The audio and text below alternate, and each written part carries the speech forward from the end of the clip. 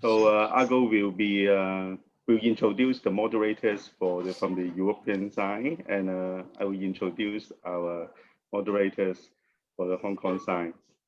And then CK can have to introduce some of the speakers. The Hong Kong moderators can introduce the speakers for us afterwards. Okay. So Perfect. you want me to introduce all this Hong Kong speakers in the first place, or wait until individual presentation? Yeah, we can wait until individual presentation. Okay. Eugene is joining.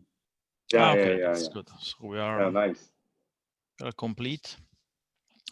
I would suggest that moderators and speakers will keep the camera on, so we recognize more easily who is who.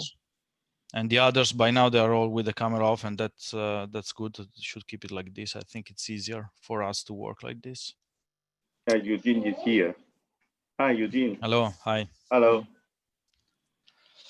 Yeah, nice. Okay, I think we can start, right? Do you agree? Yes.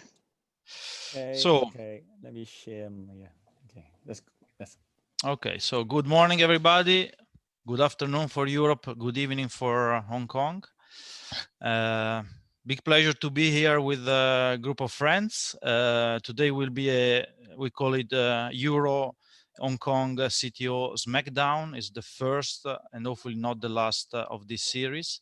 It is just to share CTO cases among peers and friends, and to have a friendly discussion about techniques, tips and tricks, what can be done better, what can be improved, and to learn from each other. My name is Pier Francesco Agostoni. I'm an interventional cardiologist in Antwerp, Belgium, and I'm one of the moderators. Let me introduce the European moderators. With me to moderate this session will be Gabriele Gasparini from Milan, from Humanitas Research Hospital in Milan, Italy. Very good friend of mine and very skilled and well-known CTO operator, one of the rising stars in Europe in the last years. And the second operator, we call him junior operator because he's far younger than I am. And he's my very good friend and colleague, and he works with me. And he's Carlo Zivelonghi. And he will be, let's say, the one trying to give a hint on how to approach CTOs from a bit less experienced perspective. Despite he has some experience, and he has very, very well knowledge about all techniques and everything. So this is the European part. I give the voice to Yo for the Hong Kong part. Yeah, thank you, Agos. So tonight, actually, we have invited very big names, moderators from Hong Kong. So may I introduce Dr. William C.K. Chan. Dr. C.K. Chan is currently the president of Hong Kong STAN, and he is the honorary consultant of United Hospital. So basically, CK is my boss in Hong Kong STAN. So not really. Therefore, this is my really honor to introduce him. Another big name, also my boss, is Dr. Eugene Wu. He is the founding director of the AP CTO Cup and Hong Kong STAN. He's a very renowned CTO's expert and master in Asia Pacific regions, and he had organized a lot of CTO's course. So he is my boss, my mentor, and my great teacher. He teach me a lot of CTO techniques. So another moderator is Frankie. Frankie is here. Hi, Frankie. So Frankie is a very good friend of mine. We are CTO peers. He is currently the associate consultant of Queen Mary Hospital. He's a very knowledgeable, very skillful person, and I also learn a lot from him. So thank you very much for all the moderators for your kind support. So so maybe can I invite CK? Can you introduce the first speaker? The first speaker is Dr. Alan Chan. Okay. So CK, please. Okay. Hello. Thank you, Yo. Thank you, Yo, for your very kind invitation and introduction. So I have the pleasure to introduce the first speaker from the Hong Kong side. So he is Dr. Alan Tan Ka Chun. So Alan is from the Queen Elizabeth Hospital. You know, in Hong Kong, many of our hospitals are named after the Queen or King. Okay. So Alan is a very experienced CTO operator. He has a great interest in chip intervention as well. So he always gives us great surprise in terms of case presentation. So this evening, I guess he's going to show us another beautiful case. So the title of the presentation is CTO after CTO. So Alan, please. Thank you, sir. Thank you, all mentors, ladies and gentlemen, and friends from Europe and Hong Kong's. Actually, I changed my topics actually last week. Sorry for the late amendment, because I found out this case may be more interesting to share, because probably it's the techniques, because the case is really a little bit complicated. So without any delay, so I will go quickly into this case. So this is a 48 years old gentleman. So he essentially enjoyed good past health. Admitted in around July this year during the COVID era for non-STEMI. The EKG shows sinus rhythm with a poor RA progression, and the troponin, highly sensitive troponin, is more than 10,000, is sky high. So apart from that, he had normal renal functions, and actually it's non-diabetic. Only smoking is the risk factors for him. So the airway injection fractions on mission is quite markedly impaired. Globally hypokinetic, only the lateral wall hepatic contractions without any valvular dysfunction or pericardial effusions. And we bring the patient to our cath lab for angiogram, which shows a very nasty anatomy. So this is the RCA, diffuse tactic vessel with a lot of tendination all along the RCA, with the big PL branch actually was closed, actually the retrograde. So the left main, the free vessel all get severely diseased. The RCA, the PL was occluded. The LAD also occluded. The circumflex is, although it's not occluded, but is critically tight with a very tortuous and tactic segments in between, supplying a reasonable size OM. LAD again is a subtotal lesion, I can say. You can see a big PL. Actually, it's quite a right dominant system. So basically, not much circumflex or small OM, but the big RCA territory. So we are not doing PCI at this juncture because it's fairly complex patients, triple kinds of CTO, subtotal, left wing publication. No doubt the sky high syntax score and also a very high STS score. So we bring the patient out of the cath lab and talk to the surgeons. And surgeons think viability study is essential. Again, we did an early inpatient MRI, which again confirmed our findings of impaired functions, multiple regional wall motion abnormalities, and actually multiple subendocardial infarct throughout most of the territories. So from the EKGs, only there's some poor RA progressions from the echo, from the MRI. So we think we need to revascularize at least some of the territories. We talk to the surgeons. The surgeons turn the patient because of poor distal target now, and also poor airway injection fractions. So we plan to bring the patient for high-risk PCI in the next step. At the beginning, I think the first stage, we try to tackle the left side first because it supplies bigger territories, and seamlessly from the angiogram, it's not as difficult as right side, and this is true. So as a matter of fact, this high risk is a CHIPS candidate, impaired functions, multi-vessels, interventions, also a recent non-STEMI.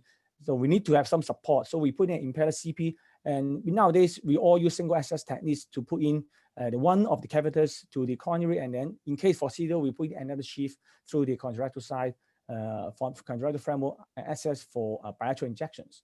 So, and from the bilateral injection, you can see this is the LAD is fairly subtotal, together with very tortuous proximal circumflex and occluded OM. So the target today is not not the left side, but I will show you the quick scene. So LAD actually easily closed with the XDR, and then after stenting with a gel balloon technique, protecting the big diagonal, we can get a fairly decent result. So circumflex, we take a brief try. It's not a big territory, but we think that it did give rise to a very good or interventional collateral to the outset or PL. So we try to preserve this circumflex at the first stage in order to have an easy job at the second stage. So I must say I take an even longer time in tackling this circumflex instead of doing a subtotal LAD lesion because of this tortuous and atactic segment. So I use a C-on wire, but it didn't really can go through. It takes more than half an hour or close to an hour before, and I changed to an XDR wire to try to smuggle through the vessels.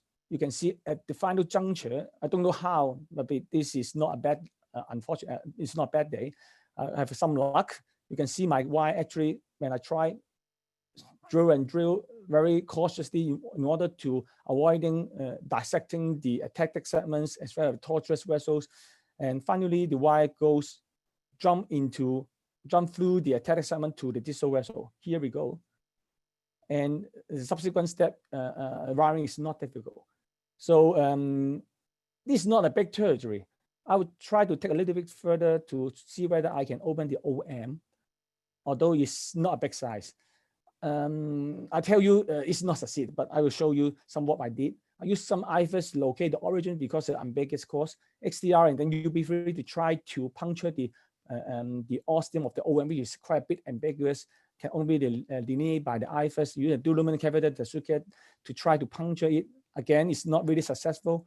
Go in the subminimal. I tried to do parallel wiring with another dual lumen catheter, and instead up to guide segment because I can delineate the vessel course. But again, after several tries, it didn't really succeed and go into subminimal as well. So I think it's already around altogether 2 hours after putting impeller, having fixing the LAD, and then try to write the very tortuous proper cert. I think may not be too good to further proceed to further try to OM. So I decide to fix the left main fabrication and then to keep the left sub proper pattern to give rise to the interventional correction to the RCA for my stage procedure. So I quickly finished the left main standing with a DK crush, and then this is the final result of the first part of the procedure. You can see this is very attempting interventional correctional to the RCA territories. You can see this the distal RCA PL is a huge branch. The OM, whereas the circumflex OM is relatively small. I don't think I will regret if I leave it there. So the patient actually, after the high-risk PCI support for 1 day and then take the impeller off, we think originally our plan is to try to stage the procedure when the patient get better, and then we bring in the patient at the subsequent CTO interventions. But however, the patient, while keeping patient in for about 4 to 5 days, he developed really incessant and pulses VT, despite multiple antiarrhythmic drugs. So the patient actually got intubated again because of pump failure, cardiogenic shock, and put in inotropes, and nothing really improved after the first procedure. So at that juncture, there's already mild peripheral vision, probably because of heart failure. So our colleagues in the CCU actually decided to bring the patient for reload, as well as probably to support the circulation, and possible to retry, to attempt the RCA, at least to give the best try of the patients. So this is the reload of angiogram. So actually the left main LAD circumflex stent are all patent. The dissected part is still remained the same. So actually nothing really changed from the last angiogram. So we put in the impeller together with a swan glands to further assess the hemodynamics. Actually the patient keep on recurrent VTAC, requiring both amiodarone as well as looking infusions. So actually the patient is quite in a critical situations. So we don't know whether the RCA is the culprit also. There's a lot of debate, but at this juncture, our team decided to go to tackle the RCA as well to, I think, to relieve as far as possible ischemia. So at the beginning, our operators are doing, some of my colleagues are doing the initial part first. Sorry to tell you that I'm still struggling in the outpatient clinic. So I can only join the procedure after I finish my clinic. So at the beginning, there's also lots of learn both for CTO for non-CTO operators. So initially, my colleagues only use one access, so you can't really see the retrograde feeling. So this is what I tried to figure out. Apparently, this the PL is a big PL brand got occluded. There is a good interventional collateral from the Avocado HO channels, but again, the vessel course is very ambiguous, and this very tight stenosis along the proximal RSA and the bifurcation lesions. So if you count from the JTO score, actually it's just one. It's not long. Vessel course is ambiguous, but the distal vessel actually is, when I extrapolate the vessel, probably somewhere here. So it's quite ambiguous. But we have a good interventional collaterals from the atrial branch from the proper cert, which I think is not difficult to cross here. So my colleagues have did a brief try and then used a turnpike microcatheter supporting an XTR. You can see actually they don't know where the vessel goes into the distal targets. So very ambiguous. And I think he did try to use IFAS, but again, because of very diffuse tendination, it actually didn't really cross. So he tried to do some manipulations, and hopefully I can come at sometimes. Again, it's very, at certain points, he can go somewhere here, but it looks odd to all of us. So it's not, I don't think at the beginning, if we, and that juncture, he already put in contralateral catheter for contralateral injection, you can more able to see the distal target. So basically, the vessel core is very ambiguous. At certain time points, he go a little bit further, but I think from the retrograde injection is not really the vessel course. So now the dilemma is where actually the vessel goes. Can it be go here, here, or here? So actually we have no ideas.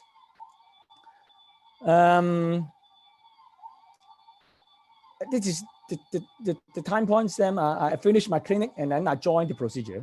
So I changed the retrograde guide to a interventional guide. It's a EBU from French.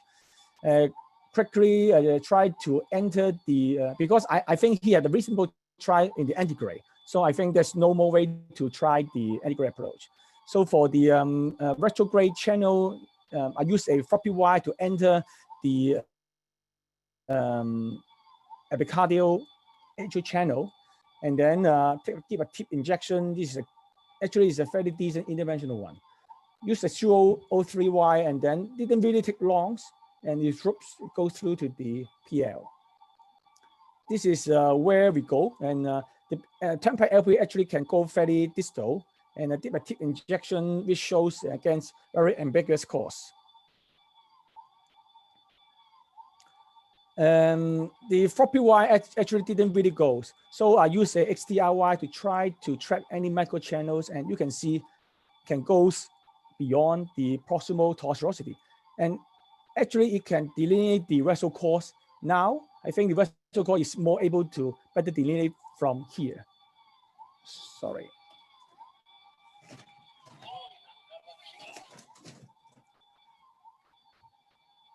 And I then use, sorry, I think there's some noise from my side. Sorry for that.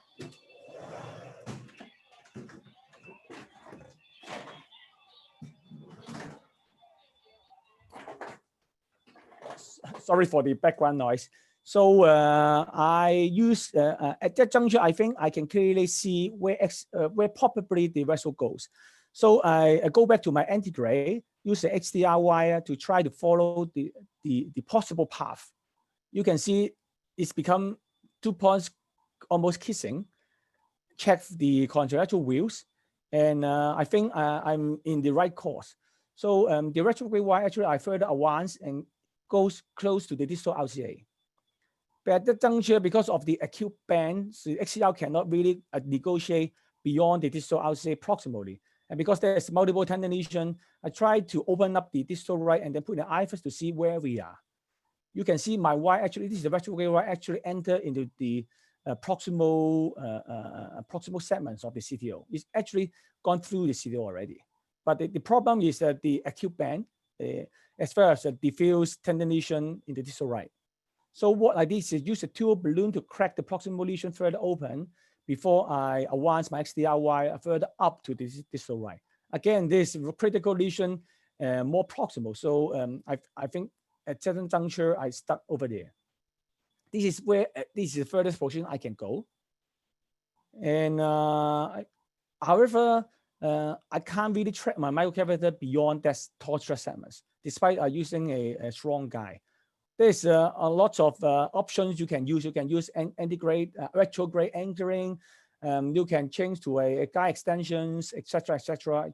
We have changed also different types of microcatheter which didn't really cross the CTO lesions.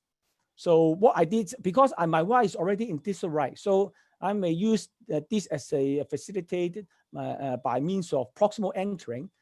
At the beginning, I used the same 2O balloon, and then subsequently, the wire actually, once I push the retrograde metacatheter, the retrograde wire actually keep pushing back. So it's not strong enough to actually anchor the wire. So I step up to 3O and then subsequently by 3.5 because I saw the IFS here. The vessel is big. It's not just 2O or 3O. It's almost 3.5 with a lot of plug there. So in order to better track my retrograde wire, I use an angioscope to track my retrograde wire. Now I have a very powerful system without any losing my retrograde wire further. And then I try to push my retrograde mic again. But however, despite using Turnpike LP, a new one, and then a short cover Corsair, and also a cover rail didn't really go. So my trick at that juncture is to use a 1O balloon to pass retrograde to blow the distal, the proximal cap open before I can use my new cover rail. You can see how hard I push the retrograde guiding back up a lot. And then finally, I pass my retrograde mic into the distal outside segment that I can exchange with a floppy wire. And I need to also use a guide extension to facilitate the reentry. And then the subsequent step will be easy, using a dual catheter to pass down the PL, POBA. And then we just want to have keep the main branch pattern. This is after 4 long DES from the proximal outside all along to the PL. Actually, it's a big vessel. It's almost a 2.5 and then 3.0 there, 3.5 and then 4.0 all along up at the proximal. You can see there's a lot of tactic segments. Luckily, the PDA is still patent despite a provisional standing approach. So unfortunately, the patient's still in very critical state. So despite a impaired CP support, actually there's still a lot, quite significant hypotension. Patients still remain in recurrent VT, and we need to put in a VA ECMO to support the patient circulation before the further step. So we also do some echo because we have a lot of wiring in between, and subjectively we think there may be some increase in pericardial effusion as compared to the baseline. So while we are still on table, I think we will not lose the chance to drain the whatever possible reason. But despite after drainage of the pericardial effusion, the patient still in critical state. So once we put in the rear elbow, we turn in the patient into appella configurations. And while doing back to the CCU, we further give him very advanced VT storm treatments, including the maximized antiarrhythmic drugs. We also do some static ganglion blockage, and also contact our transplant centers in another referring hospital because we don't have transplant in our hospital. So actually the patient is young, is below 50. So we try our best to salvage him. And the patient did survive to the transplant hospital for a LVAD and possible transplant, waiting for a heart transplant. And up to this now, the patient is still in the hospital for further management of his heart failure in the heart transplant center. So actually, the patient have no neurological deficit, have no further VT after the LVAD and as well as additional EP procedure. And this is actually, in conclusion, I think it's quite a challenging case and may not be fully agree with our our treatment strategy. But I think it's important to risk stratify the patient, in particular in CHIPS interventions with multiple complex lesion, in particular CTO. It's always important to think back in our mind. How to support the patient is not just the how to have a good technique doing CTO, but how to support the circulation hemodynamic during this high risk procedure. So no CTO, actually CTO PCI is simple. I think it looks like I would say it's not difficult at the beginning, but sometimes always you have some we need to expect the unexpected. I think investment procedure of opening some critical donor artery possible intervention correction in this case may be useful, and various techniques are shown in crossing uncrossable lesion during retrograde CTO PCI. And actually, last but not least, I think all of us need to not just to treat the CTO, but treat the patients. So thank you very much. And I need to take 5 minutes to advertise our coming Hong Kong Stand CICF virtual forum. Actually, this is going to happen next month. In case you have interest, you can go to our website, Hong Kong Stand, and then you can find our web banner, and then you can register for free, and then you can able to join our 2 days of web program on CICF chips interventions. Thank you very much. Well, thank you, Alan. This is not just a simple CTO intervention. It's really dealing with patients with very complex anatomy and very unstable hemodynamics. How many cases do we have altogether in 2 hours? Because we spent around 25 minutes now. So I want to know how much discussion we should go into this particular case. Yeah, in total we have 7 cases, so we are somewhat late, but you know, the 2 hours I think they're a bit elastic, so if we go a bit further it wouldn't be a big problem. And I think this case deserves some discussion, maybe 2 or 3 minutes, because it's very interesting case. I mean, there is on my side, I would say there is the technical aspect that has been really terrific. On the other side, there is the clinical aspect that unfortunately the outcome has not been probably what you expected to be. I mean, the patient is still alive, and that's already one step. But I don't know if the LV function improved. Probably not. Otherwise, it will not be waiting for a heart transplant. And that's maybe the drawback of this case. I mean, you put a lot of effort in trying to stabilize the patient, and the patient is still in a waiting list for an heart transplant. That's the drawback of the work you've done. But from a technical perspective, it's really impressive what you did. And I'm always impressed by the use of IVUS in Asian countries. That is much more used than in European countries, I would say. I think there are obviously a lot of great points about this case. Just come to my mind that one of the things that I like is when we look at the case as a whole. So we can see that Alan has actually planned ahead. So when treating the circumflex, we have to pay attention that the atrial channel is very important collateral channel that potentially can help the future intervention. And not just this, because this is a very important donor vessel to the ischemic right. So if anything happened to this atrial channel, the patient would be in serious trouble. So I particularly like this point of saving the atrial channel for future use, and paying attention to the distribution of blood supply in terms of different territories. I fully agree with you. It's always important to try to remember, indeed, whether there are extra channels. When you stand somewhere, always remember not to overstand some extra channels that can be used for the future. That is also valid for septals from the LAD to the right, or whatever vessel it's present. Always try to keep in mind for the future. Fully agree with you. We'd like to hear the opinion of the European moderators. Gabriele, you want to say something? So first of all, congratulations, because it was a very difficult case and also very difficult patient, fragile and difficult anatomy.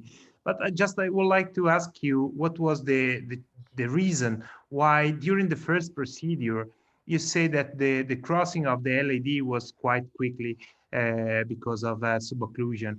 And after that, why didn't you consider to reopen the right coronary artery in spite of the obtuse marginal? I mean, once you reopen the tight lesion of the proximal third, at that point, the RCA was very big and the right dominant system. So when you implanted the Impella system, you can try to provide your patient the most reasonable revascularization as possible. So you spent a lot of time trying to reopen the obtuse marginal, maybe creating a small perforation, I mean, because of pericardial effusion. So in this kind of patient, you can consider to reopen the RCA during the first procedure in spite of the second. What's your opinion? Yeah, I think it's always a dilemma of how extensive within a single procedure. So for the first procedure, the LAD actually is out of a surprise is pretty simple. But I actually skip a lot of steps because LAD is a long diffuse disease. There's lots of side branch. We need to save the the relatively big diagonal as well. So I didn't really present.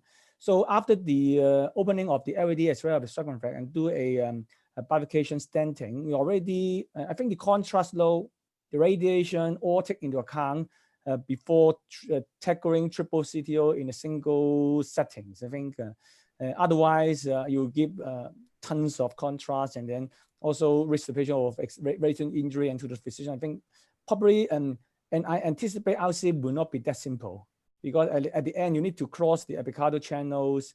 Probably this is no actual antegrade options and probably at the beginning, actually the patient is not that unstable. So it came in non-STEMI, Impella will put in for high-risk PCI, relatively it's not really unstable. We can still bring the patient for cardiac MRI. So we think that at the beginning, the patient can still able to manage by opening the critical left side system. So the RCA, you know, it's difficult to judge because for us, RCA is always, although this patient is RCA dominancy. So most of the time, RCAs may not be will not have the EF much. So of course, this patient may a little bit different because the LCA is huge, is quite dominancy. So yeah, I think the operator may have different approaches, but probably in the future, if I encounter the same patient, I will not attempt to open all the CTO at the same setting. Okay. We have time maybe for the benefit of the audience. So when you get the retrograde Y across the CTO from the PL to the distal right, so you had a great deal of difficulty trying to get the microcatheter across. And Yes. Finally, I think you use a small balloon, right? A 1.0 balloon. The 1.0 balloon retrograde. So this kind of scenario occurs from time to time. So yes. Perhaps some of you could also share any other tricks that you would potentially use to overcome this kind of difficulty when the retrograde Y has crossed the lesion, but then any of your microcatheter doesn't seem to cross readily. If I can share my opinion as a hybrid operator, a bit, let's say, north of Europe or US mentality, I would have probably tried to knuckle the wire there to just increase the depth of my wire, try to bring the wire deeply into the subintimal space, further in the right, because I've never brought a retrograde balloon through an epicardial microchannel, and I would seriously have some concerns. Despite in this case it worked, but I would be really worried of having some, entrapment of the balloon once you have to retrieve it, once the balloon loses the profile, stuff like that.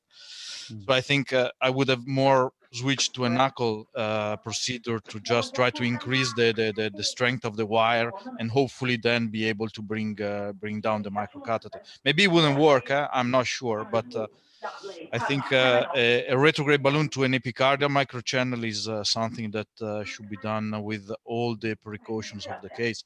You did beautifully. It was really a masterpiece. So congratulations. But in terms of something to be learned, you have to also be ready to have the potential complication of it, because the balloon can trap, the balloon can destroy the microchannel. I've never done it myself, and I hope I will never have to do it, honestly. But I really appreciate the way you did it. I don't know how often do you do these kind of things in Hong Kong? I'm really curious to hear about. I think I have probably, because I'm old, I probably have the most experience putting balloons through epicardial channels, because when I started doing retrograde, we only had over-the-wire balloons as retrograde support. We didn't have microcatheters. So we would routinely put a 2015 over the wire through a retrograde channel. That channel is actually okay, it's fairly big. I think if the channel is anything smaller than 1.5, you will have the problems you mentioned, especially the tortuous channel. Nowadays, we have to be very careful because the wires we have are much better than the wires I had when I was young. So what you can cross with a Fielder FC and what you can cross with a Sewell 03 are two different beasts. So nowadays, we are struggling a lot more. And I see this more and more. People are having trouble crossing the microcatheter through the channel much more than we did. The reason is, you have a Sewell 03, you can cross almost any epicardial channel. So nowadays, I would caution against pushing too hard on the epicardial channel. In fact, in the AP CTO Club registry, we had 12 failed cases, 7 of whom failed because we were pushing too hard through a channel and we ruptured the channel. So that's a very significant failure once you get to that very high level of retrograde operations that you're doing, because you're crossing very small channels. So it's, I think that channel probably okay. I've done smaller ones with 2.0 balloons even, but you have to worry about damaging the channel. Thank you very much. I totally agree. I fully agree. I guess, shall we move on to another case, or yes, are there any other any comments? Well, if I might just ask something very, very quick. Alan, you did a great procedure, really, technically speaking, it's amazing. Did you consider maybe going something like antegrade dissection reentry, considering that the patient was in cardiogenic shock, and maybe going retrograde was also somehow causing more ischemia in the CTO territory?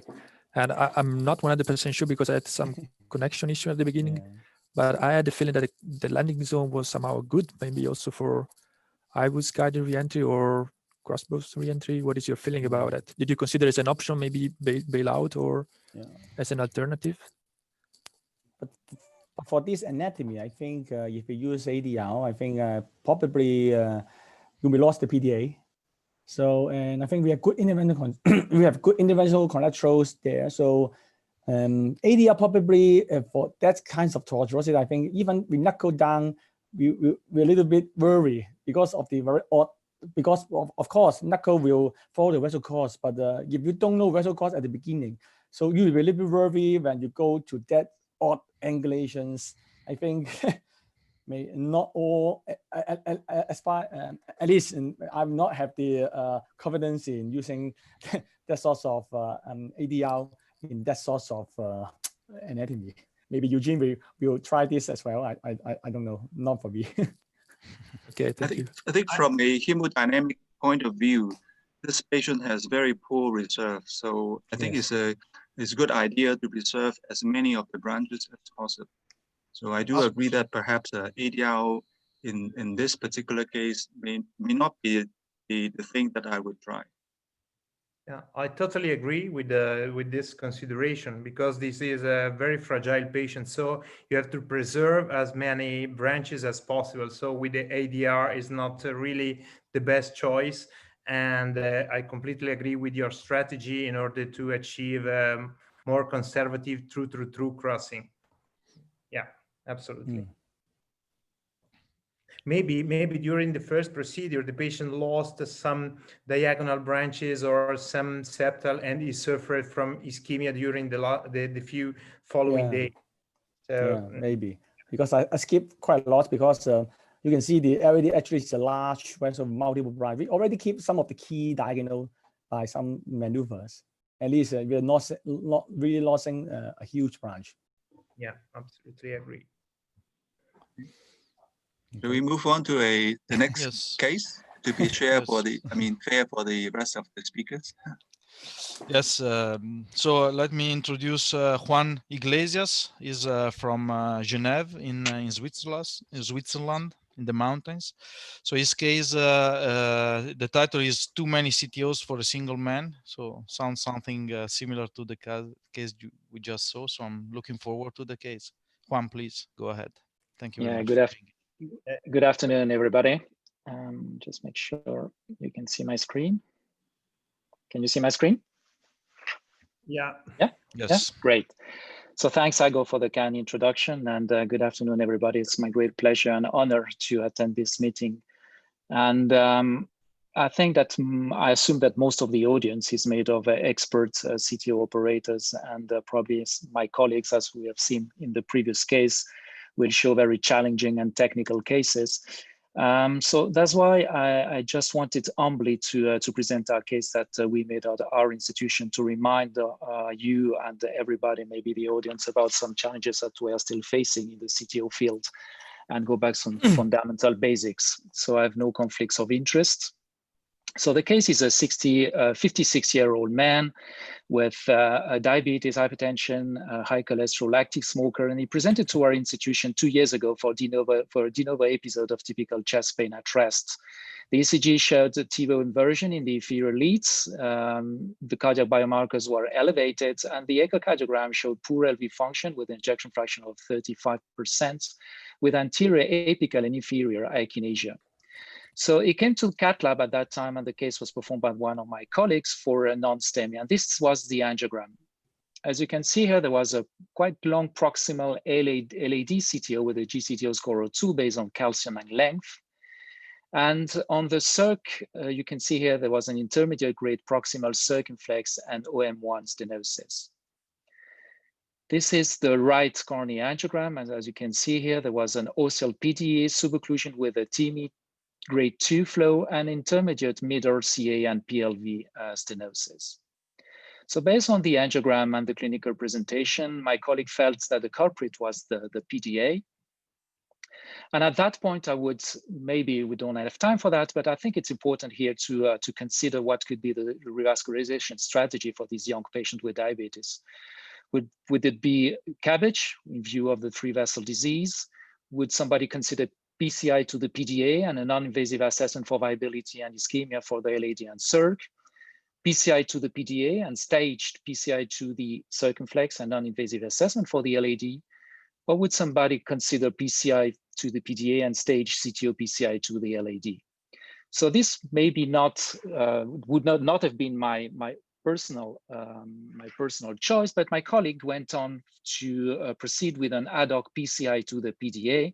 And you can see here that actually the case was even a little bit more difficult than initially planned. He went on with the AL 0.756 French with a Caravel LMC, and he tried with the antegrade wire escalation, starting with a filter XTA, and finally succeed very difficult with some kind of difficulty with a Gaia second to reach the true distal lumen of the PDA. He pre-dilated with small balloons and implanted just at the ostium of the PDA an Ultimaster 2.25 28 millimeter stent, which was post-dilated with a 2.5 non-compliant balloon. And here you can see the final result with a patent PDA, the stent just at the ostium of this branch, as you can already see some collaterals to some septal collaterals arising from PDA to the LAD. So he went on as initially planned by himself to a CTO procedure with a biradial access 7 French, 6 French. And as you can see here, there was some collaterals from the PDA to the septum to the LAD, and a quite long occlusion starting with a tapered proximal cap and a distal bed, which is quite easy to visualize here by retrograde shots. He opted for an antegrade wire escalation strategy with a Caravel NC. This was a filter XTA that went very easily subintimally, as you can see here. And he tried to, with a Gaia second, to negotiate this, this subintimal plane and to redirect the wire into the true lumen. And he finally succeeded. You can see here on the right side with a correct distal position of the wire. He went on with balloon dilation, proximal, mid, and distal. And you can see here on the right side a quite extensive LAD dissection starting from the proximal to the distal segment, quite extensive dissection here. So he went on with stenting. He opted for a backlit accelerating balloon to the distal LAD, a 2.548 synergy stent in the mid segment, a 275 stent in the proximal and mid segment. Proximally stented using a mini crush technique, the diagonal, and this is the stent to the ostial and proximal LAD. And this is the final result after extensive post-dilation and kissing balloon to the LAD proximal and diagonal. So let's go back here one picture because this is the main message of the discussion today. As you can see here, we have now a full metal jacket of the LAD with absolutely no septal collaterals arising until the end of the vessel, very tight, tiny, very distal collaterals, septal collaterals. The story could have finished here. The problem is that the patient came back 2 years after. It was not at the institution, but I came to the institution. I had to treat this patient. He came in with recurrent chest pain and shortness of breath at rest. The ECG showed de novo atrial fibrillation, and this time T-wave inversion in the anterior leads. He had some elevation of the cardiac biomarkers. The echocardiogram showed LV systolic dysfunction, ejection fraction at 35, and an inferior akinesia. So we brought it to lab for a cornea angiogram in view of the non-STEMI episode. And this was the results of the previous PCI 2 years after. As you can see here, the full metal jacket with some discrete restenosis in the mid and distal segment. There was a severe distal LAD stenosis, which was felt to be the culprit lesion of the acute event.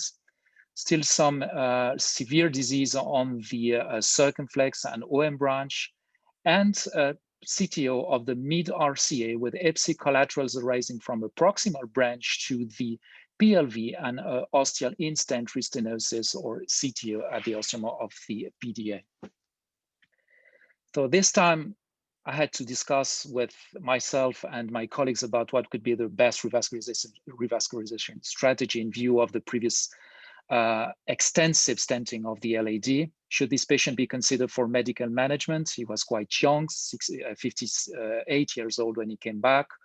Should we consider at that time a cabbage to the distal LAD, which was very distal target, so I felt this was not the best option to offer in this case. PCI to the LAD and a stage RCA CTO PCI and a stage PCI to the circumflex and OM branches, or a PCI to the LAD and non-invasive assessment of the RCA and circumflex. So I opted for this last option, and in view trying to preserve the distal septal branches to the right cornea artery and avoid extensive stenting into the apex of the LV, I choose to use a paclitaxel eluting balloon to the distal LAD. So I use a 2.5 by 30 paclitaxel balloon. And as you can see here on the right side, a quite decent result following the drug-eluting balloon therapy. I perform a cardiac MRI scan showing a slight improvement of the LV function, 45%. There was an anterior septal and lateral myocardial infarction with preserved viability, and a mid and apical inferior myocardial infarction with preserved viability, and most of all with a quite extensive perfusion defect in the inferior wall, and no perfusion defect in the lateral wall despite the 2 lesions on the circumflex and OM branches. Therefore, I went for a stage RCA CTO to achieve a complete revascularization based on this non-invasive assessment. So what would be the strategy at this point? We have here a quite long RCA CTO. We have in-stent CTO in the PDA. We have some EPSI collateral branches arising from the proximal right cornea artery. And we have very distal septal collaterals, retrograde collaterals to the PLV with absolutely no more proximal septal branches due to the extensive full metal jacket of the LAD. So I use in this case the minimalistic hybrid approach, considering that the interventional collaterals were non-interventional, at least from my perspective, but this can be discussed. So in view of a GCTO score more than 1 and the non-interventional collaterals, I choose to go for a single right radial 7 French antegrade approach. And in this case, we had quite nice view of the distal PLV used by the ipsilateral collaterals that were rising before the occlusion. I choose not to use a bilateral contralateral injection. So this was the setup here. As you can see, we can see here the nice ipsilateral collaterals. To the PLV, I use a Turnpike spiral MC and an antegrade wire escalation strategy, starting with a filter XTR that went quite easily through the proximal channel, but get blocked here in the mid segments of the right cornea artery. I escalated for a pilot 200. And as you can see here, that went easily through the distal right cornea artery. And finally here on the right panel, directly into the PLV, reaching the true lumen distally. So I changed here the microcatheter for a Sasuke dual lumen microcatheter, and I tried to puncture in direction of the stent with the pilot 200 into the PDA and reach quite easily the stent body. And I downgraded for a filter XTR to track the channel within the stent itself and until the exit, trying not to dissect at the exit of the stent on the PDA. And as you can see here, I changed my microcatheter this time for a Turnpike spiral in order to get more deeply into the stent. And I quite easily managed to find the true lumen distally, and this is the result after some pre-dilatation. We went for a culotte stenting of PDA PLV with 2 Resolute Onyx drug-eluting stent, and you can see here the result on the right side. And we treated the distal right cornea artery and the mid segment with 2 additional 4/38 and 5/30 millimeter drug-eluting stents under IVUS guidance. And these were finally optimized with kissing balloon pod technique of the distal bifurcation and extensive post-dilation under IVUS guidance of the distal and mid segments. And this was the final angiographic result, which was quite decent. But I have to say that in this case, this was a bailout strategy for us, and at least for me, in view of the previous extensive work done by my colleague that actually made things much more complicated, considering this was a quite young patient. So this is why I'm coming to these take-home messages. That maybe despite recent developments in CTO technology and refinement in operator skills and techniques, I think most of us and most of the audience is very skilled in doing and performing CTOs. Appropriate patient selection for CTO PCI remains essential to achieve an optimal patient-centered management and complete myocardial revascularization, which should be the optimal goal. And we have to consider the patient itself. And remember, this was quite young patient with diabetes and end up with a long quantity or lot number of stents in both the left and the right coronary systems. Despite current increasing enthusiasm in chip procedures, I think personally that complex CTO PCI needs to be performed by dedicated, adequately trained and experienced CTO teams and not individuals. And that's exactly what happened in this case. My colleague was a CTO, let's say, fan, but he was not trained for that. And at the end, we end up with a quite extensive dissection of the LAD that could have been managed from my perspective differently and avoid some kind of the complications that occur in the future or the course of the patient. And finally, I use here the minimalistic hybrid approach, and I think that it's a valuable alternative strategy for selected, maybe Ago and Carlo would say for all patients, but in this case, I use it as a selected patients. And I think that we have now nice data from Ago and Carlo showing that this is an excellent, associated with excellent safety and efficacy profiles. Thank you for your kind attention. Thank you very much, Juan. Very beautiful presentation, and I really enjoy it. Thank you for the quotation about the minimalistic. We can discuss about that later on maybe. But I think I really appreciate your way of being critical on the procedure itself and on what happened before you intervened. And I think indeed one important message is to remember that we have patients, sometimes young patients like this patient of yours, and then ending up with probably like 10 or 12 stents. I don't know how many, I lost the count, is probably not the best choice. You had to do this, what you did as a bailout, but probably I think the starting point was probably stenting the LAD at that phase. I think the previous operator, in my opinion, should have stopped with the dissection and just play safe and just keep the procedure as an investment procedure and avoid the massive stenting, and probably let the patient come back in a second phase for maybe hopefully more spot stenting. Let me ask Gabriele what's his view about the case. Yeah, so first of all, congratulations, Juan, because of your excellent cases.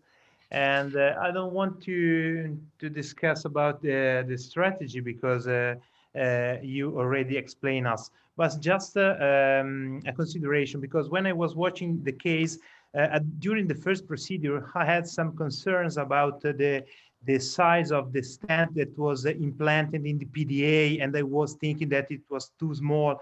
I mean, an undersized stent. So I really appreciated that during the second procedure, you implanted a 2.75 stent in spite of 2.25. That was the first stent that was implanted.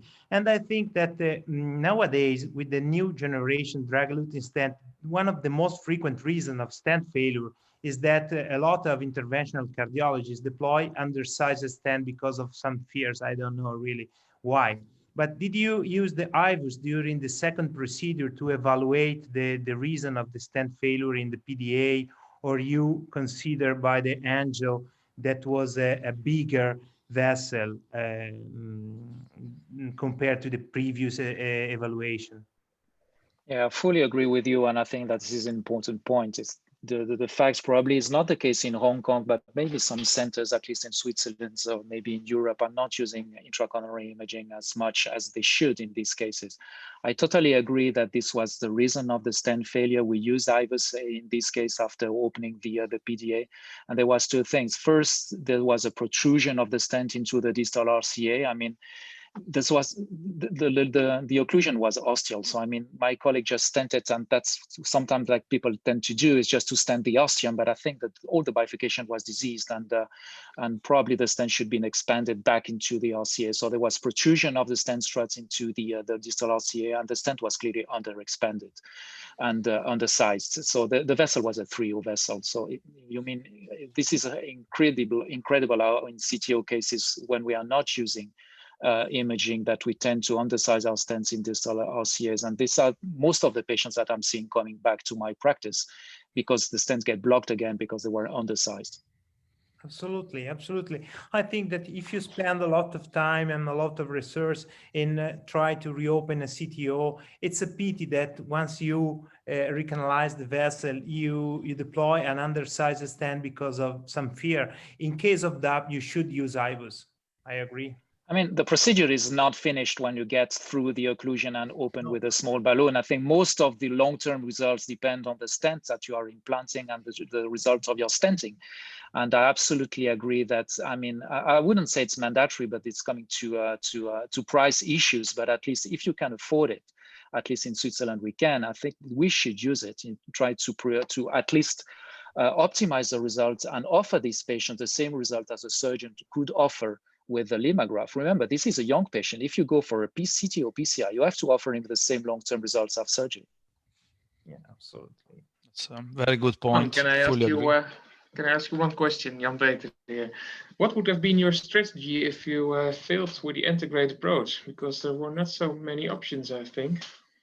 I agree, and this is quite open for discussion. I mean, probably I would have tried going through the very distal LAD septals, and I would have gone for a second arterial access from the left radial, a 6 French guiding catheter. I would try to go through these very distal LAD septals. I mean, I'm not sure. I don't know if anybody has a different opinion, but I would not consider the proximal RCA epicardial collateral as interventional. Maybe somebody could have tried it, but I would have gone through the LAD septals. Yeah. I agree with you. I agree with you. Yes, because it's the most safe, it's the safer way, because you don't have any risk to damage the LAD because it previously stented the artery. So you can go through this donor vessel without any problem and cross the distal septal. This option is safer compared to the ipsilateral channel. Any thoughts from Hong Kong? I would like to hear. Maybe Frankie didn't speak yet. Any thoughts about this case? Wow, yes. So it's a very, congratulations, Juan, for your excellent case. So very complex standing. I mean, so many one patient. But just bring up one issue. So in case, for example, if we have similar cases that we have very extensive dissection, I mean, for example, the LAD, the section plane, finally we get into the true lumen. Anybody would try to put in, use a DCB? I mean, to try to secure a more long-term result, but just put in a DCB in the more distal part, maybe a DES in the more proximal part. And people will do this. I think that they've done it. Was a drug-eluting balloon distally, right, Juan? They did distally, but maybe I think this is a good point. Maybe it could have tried just to do some ballooning just until the mid segment and just send the proximal segment. This is a valuable option. I mean, this is something that I'm tending to do. We all agree that we do not want to see this kind of extensive dissection going antegrately. This was bad, but at least if you have this kind of cases, I mean, why not giving just a chance of a drug-eluting balloon in these very young patients? I mean, this is a catastrophe having so much stent in the LAD at the end. Yeah, but I think there's one problem here because, for example, if you put a drug-eluting stent in the proximal part, so maybe the stent will land in the subintimal space. Then in the distal part, then we do the DCB inside the subintimal space. So obviously we don't have data in this aspect. What do you think? Intuitively, what do you think if we do the DCB inside the subintimal space, what will be the long-term results? I don't know if anybody has some experience about that. Any thoughts on this? Anyone? Yeah. I think one issue that is partially related with that. I have no data about the drug-eluting balloon in subintimal space, but what I can say is that should be published soon a new, let's say, consensus paper from ARC CTO, so Academic Research Consortium CTO, where basically they will be a bit more liberal about the definition of success, so that if you have a procedure that is failed but is considered as an investment, and then you will go again second time after maybe 1, 2, or 3 months, whatever it is, to give a second try, you let the dissection heal, and then you will be successful. This procedure will count as a success. And this, I think, is important. We have to sometimes stop thinking about procedural success, but we have to focus on patient success. So it's better sometimes to stop, let the patient heal, and then call him back. And that's what I would have done in this case, because, you know, you can try drug-eluting balloon, I think is an option, but then you need to re-study the patient because you want to see what happens with all these dissection that you left. Maybe they seal beautifully, very happy, not even understand. But the idea is treat and stop in time before putting stents. When we put the stent, it's a disaster. So always stop before making disaster. That's for me a major message, and I'm happy that the new consensus will be focused more on a patient-based level than on a procedure-based level.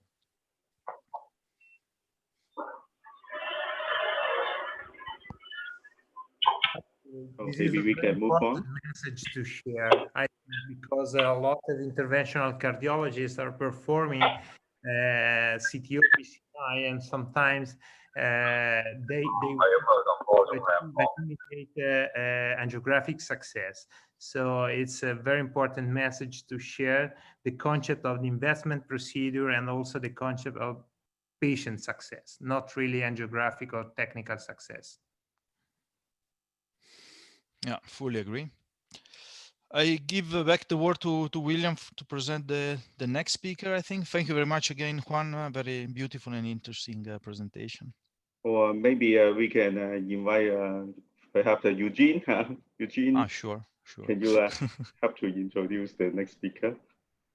Okay, thank you very much. The next speaker for us is Dr. Chan Yu-ho, who works at Bok Oi Hospital. He's a consultant in Bok Oi Hospital. He's been a CTO fanatic for a long time now, and he came under the Chinese University Complex PCI CTO training program. And subsequently, since then, he's been really in and out of my cath lab, and I've been in and out of his cath lab doing CTO training with him. He's one of the fellows of the AP CTO Club in Hong Kong. As you know, each of the directors are allowed to nominate 2 fellows from their country. So he's one of 2 fellows in Hong Kong doing CTO. So please welcome him to present his talk. So thank you very much, Eugene, for your kind introductions. So can you see my slides? Yes. Okay. So today I'm really glad to be here. So this is really happy to share cases with all of you. So the title of my presentation is Can't Engage, Can't Snare, Can't Trap. So I'm Yu Ho Chen from Hong Kong. So basically this is the case referred from my friend. So we can see that this is a really long CTO lesions over the RCA. So you can see that there are lots of bridging collaterals. However, the cause of the CTO was not really known. And the CTO actually ended at the PDA and PL bifurcations. So therefore, this is the case, which is a really long CTO's lesions. So in the first procedure, the PCI was done to the LAD. So we can see that there seems some collaterals, but maybe more obvious over the distal parts of the LAD. Here is the collateral channels. So stage procedure for the RCA was arranged. So this is the case. This is the baseline angiograms that we try to do the procedure. So I use the AL17 flange guiding catheter. So this is the best engagement that I could get from AL1's guiding catheter. So what should I do? Could we change to another catheter, perhaps IL3 or KIMI?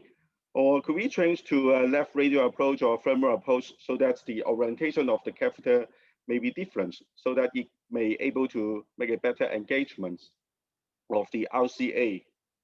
Can we use another catheter? So we can see that from the previous angiograms. Actually, the angiograms, the RCA can be engaged with the JR4. So therefore, after change different kind of the catheter, finally, we decided to use the JR4 guiding catheter.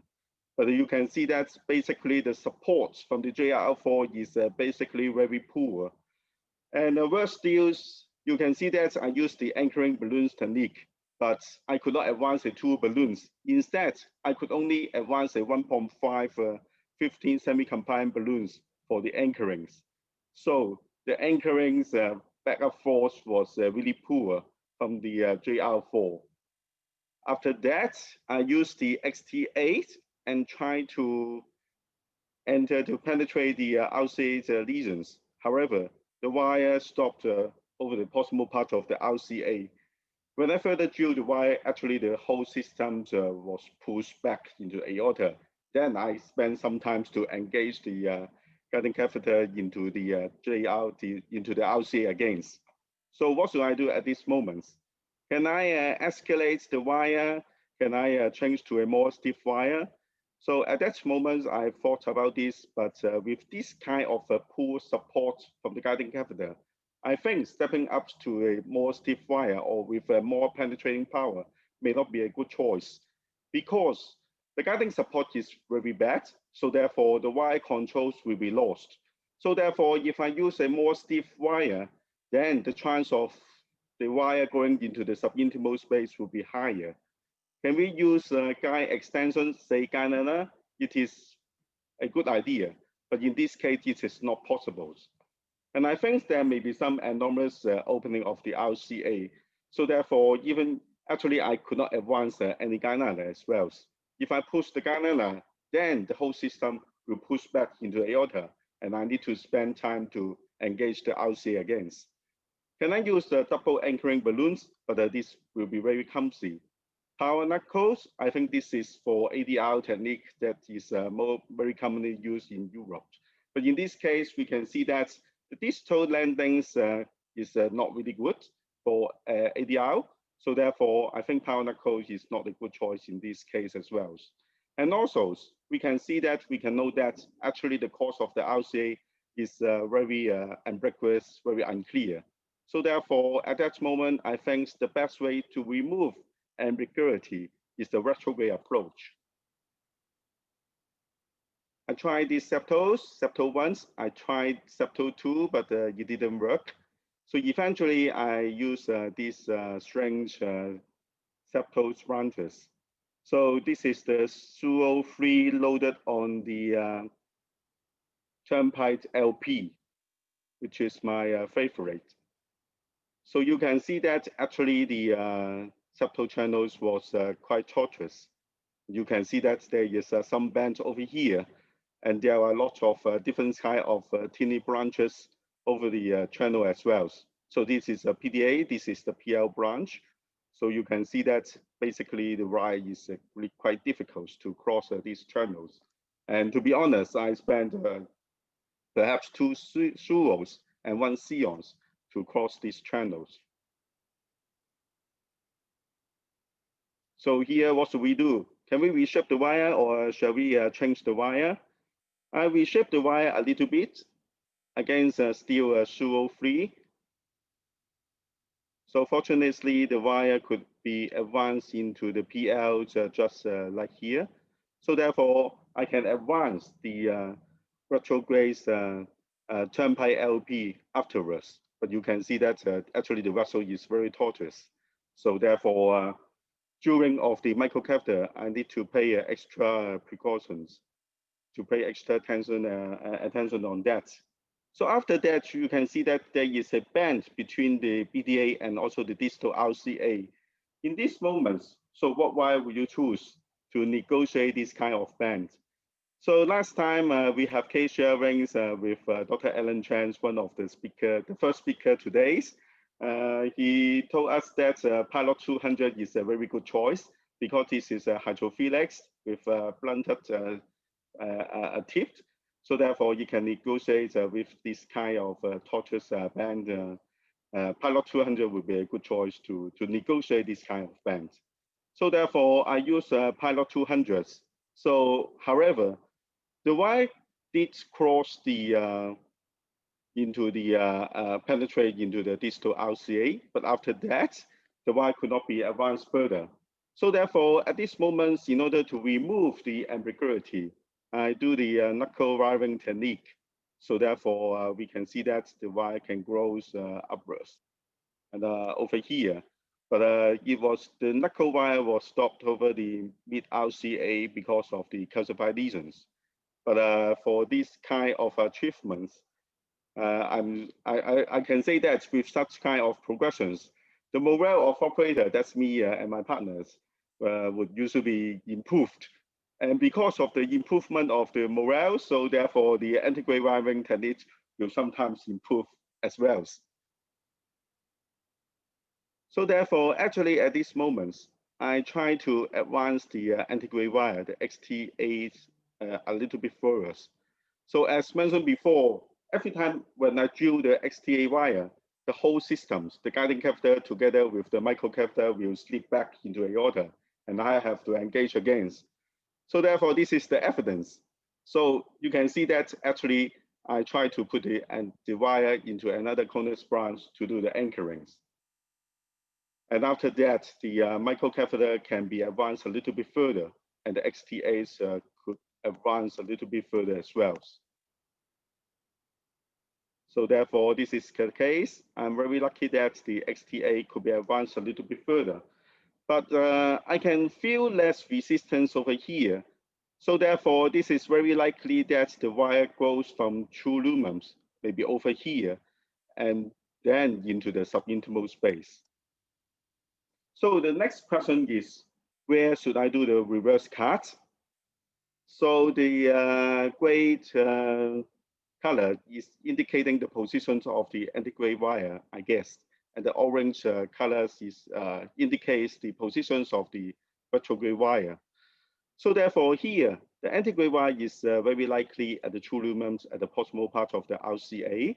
And after that, it went into the subintimal space over here because I felt less resistance over here. So therefore, it is very likely that the wire went into the subintimal space over the down to the distal RCA. For the retrograde wire, this is true, confirmed by the angiograms. And after that, I do the knuckle wiring over here. So therefore, From distal part of the RCA up to the middle part of the RCA will be the false lumens.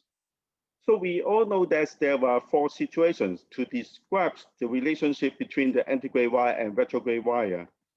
And in Asian countries, different kind of the situation require different kind of the reverse cut technique. So the most easy ways to do the reverse cut is to put the 2 wires close to each other. So if the 2 wires placed into the same planes, for example, if the antigrade wire and the retrograde wire are same inside the intra-blocks, we can do directed reverse cut. If the 2 wires were both in the false lumens, we can use a bigger size balloons to do the reverse cut. So therefore, perhaps this is an ideal place to do the reverse cut over the middle part of the RCA. So therefore, we need a bigger size of the balloons because both antigrade wire and retrograde wire were in subintimal space. However, with this kind of supports, and IFS is really difficult to be advanced to guide me to choose the size of the balloons. So in Asian countries, I think in these situations, IFS is mandatory because it can guide us what is the size of the balloons that we have to choose in order to perform the reverse cut effectively. Also, I did the nut codes from retrograde directions to the middle part of the RCA. So therefore, if I did the reverse cut over here, the subintimal space will be really huge. So therefore, the retrograde wire, the penetrating power of the retrograde wire and the controls will be lost if the subintimal space is really big. So therefore, in these situations, because actually I cannot advance the IFS catheter into the middle part of the RCA, and actually I could not advance a bigger size balloons into the middle part of the RCA, I use another technique. First of all, I remove the retrograde knuckle wire. I do the technique called the intentional subintimal wirings by using a hydrophilic wire, the pilot wire. So why do I need to do that? By doing the intentional subintimal wirings, actually I can reduce the size of the subintimal space because, so this is the knuckle space that I created. And then I remove the retrograde knuckle wire and change to the pilot 200 and do the intentional subintimal wirings. So with this kind of technique, the space of the false lumens will be diminished. So therefore, I could make to do the reverse cut over here at this point. And this point is very likely the transition point that of the for the antigrade wires entering from true into the false lumens. And this area is the best positions to do the reverse cut. Because if I inflate the balloons over here, I can create a big dissections over here. So therefore, the retrograde wires could enter into the true lumens more easily. I attempted the CP wire, but it didn't work. And finally, the reverse cut was successfully done with Xeon Black. So as mentioned before, this is the RCA ostium. The takeoff of the RCA ostium is a little bit strange. So therefore, I rotate the guiding catheter a little bit, and I try to advance the guiding a little bit, but it didn't work. So therefore, what should I do? So the last method is snaring. But actually, and to be honest, nowadays I seldom use a snare to do my CTO technique because in most of the situations we do not need to use a snaring method to snare the retrograde wire. And naturally, snarings may also cause a kinking or deformity or even fracture of the retrograde wire, especially for the stiff retrograde wire, for example, congress bolts. sometimes it can cause a difficulty in retrieving or releasing of the stiff retrograde wire if the retrograde wire got severely deformed and kinked, which may cause the stuck of the whole antegrade and retrograde system into the body, inside the body. But anyways, in this case, I try to use the conventional snaring method, but this is very challenging. So because of the abnormal takeoff of the RCA, snaring is really not easy by using the conventional snaring method. So any suggestion? What should I do? I can't snare, I can't skate, I can't engage, I can't snare. Please help. So basically in these situations, we can use a home-made snare. So what is that? First of all, we need to use a guide liner, the child catheter. And then we can put the semi-combined with rapid exchange semi-combined balloons into the guide liner. After that, we can load the wire into the balloons and then make a loop. And the tip of the wire can be inserted into the guide liner. After that, we can inflate the balloons. By pulling the wire, the loop of the snare will become smaller. By pushing the wire, the loop of the snare will become very big. So you can see that this kind of snare is really, really very big. So therefore, this snare would be perfect in these situations. Yo, can I interrupt you 1 second? Just one question. This will be a 300 centimeter wire, I suppose, right? Or is a normal length wire? How long is the wire? This homemade wire? Yes. How long is the wire? For this wire, basically, we can use a horse wire. For example, 1 full extra poppy is good enough. Okay. So you block the tip of the wire, right? No need, no need. This is not necessary. We just need to advance the wire into the, we just need to load the wire into the semi-compliance balloons as usual. Okay. And after that, we can insert the wire and also to the balloons into the guide liner. After that, we can make a small loop over here and insert the tip of the wire into the guide liner. And then we can inflate the balloons. And this construction will hold the tip of the wire inside the guide liner. It's enough. It wouldn't fall out the wire. Okay. Yeah. This is good enough. Okay. And the force, the snaring force generated will be very, very strong. Okay. So I know that the resolutions of the cine may not be that good, but trust me, this is the back snare I made. So here, this is the back snare, and this is the retrograde wire. So I hope you can see this is the retrograde wire, and it penetrates into this back home-made snare, just like this. After that, I can pull the wire back and snare the retrograde wire successfully. So basically, this home-made snare is a very safe method of snaring. I think this is much better than the conventional snare. So to be honest, I had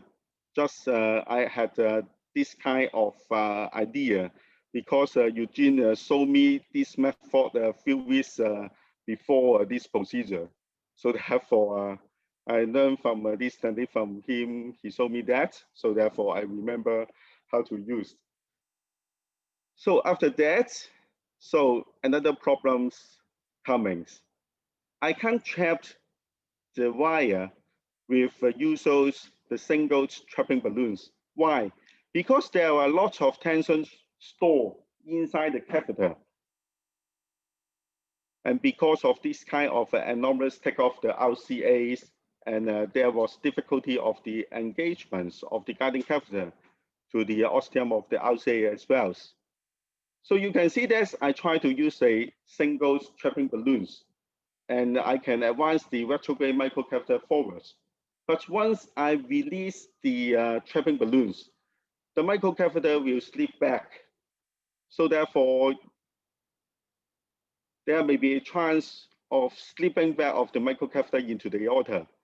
If so, I need to do the snaring again.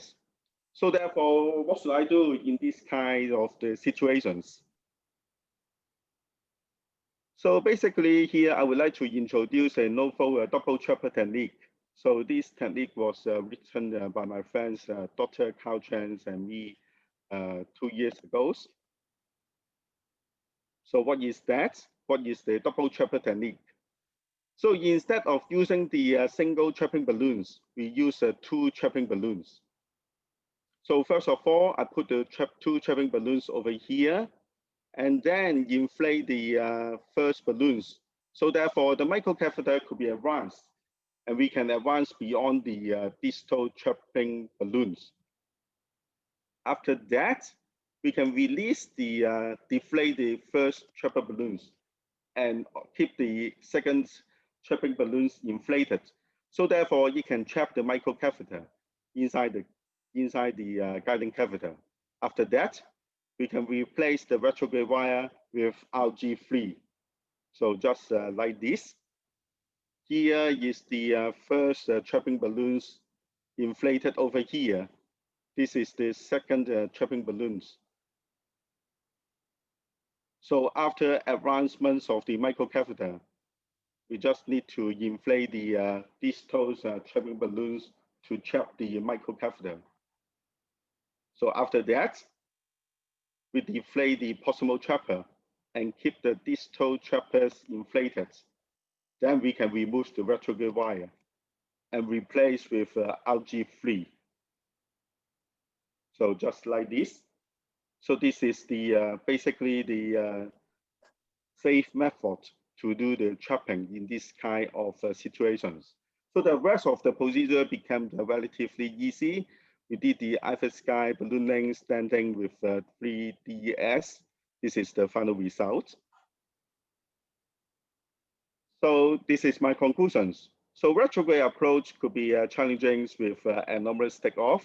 In this case, this is maybe not really anomalous, but this is very challenging enough. So home-made snare could be a safe choice for snarings. It could avoid trapping of the retrograde wire. And also by doing the home-made snare, the size of the snare could be very, very big. So therefore, the chance of catching the retrograde wire will be much higher.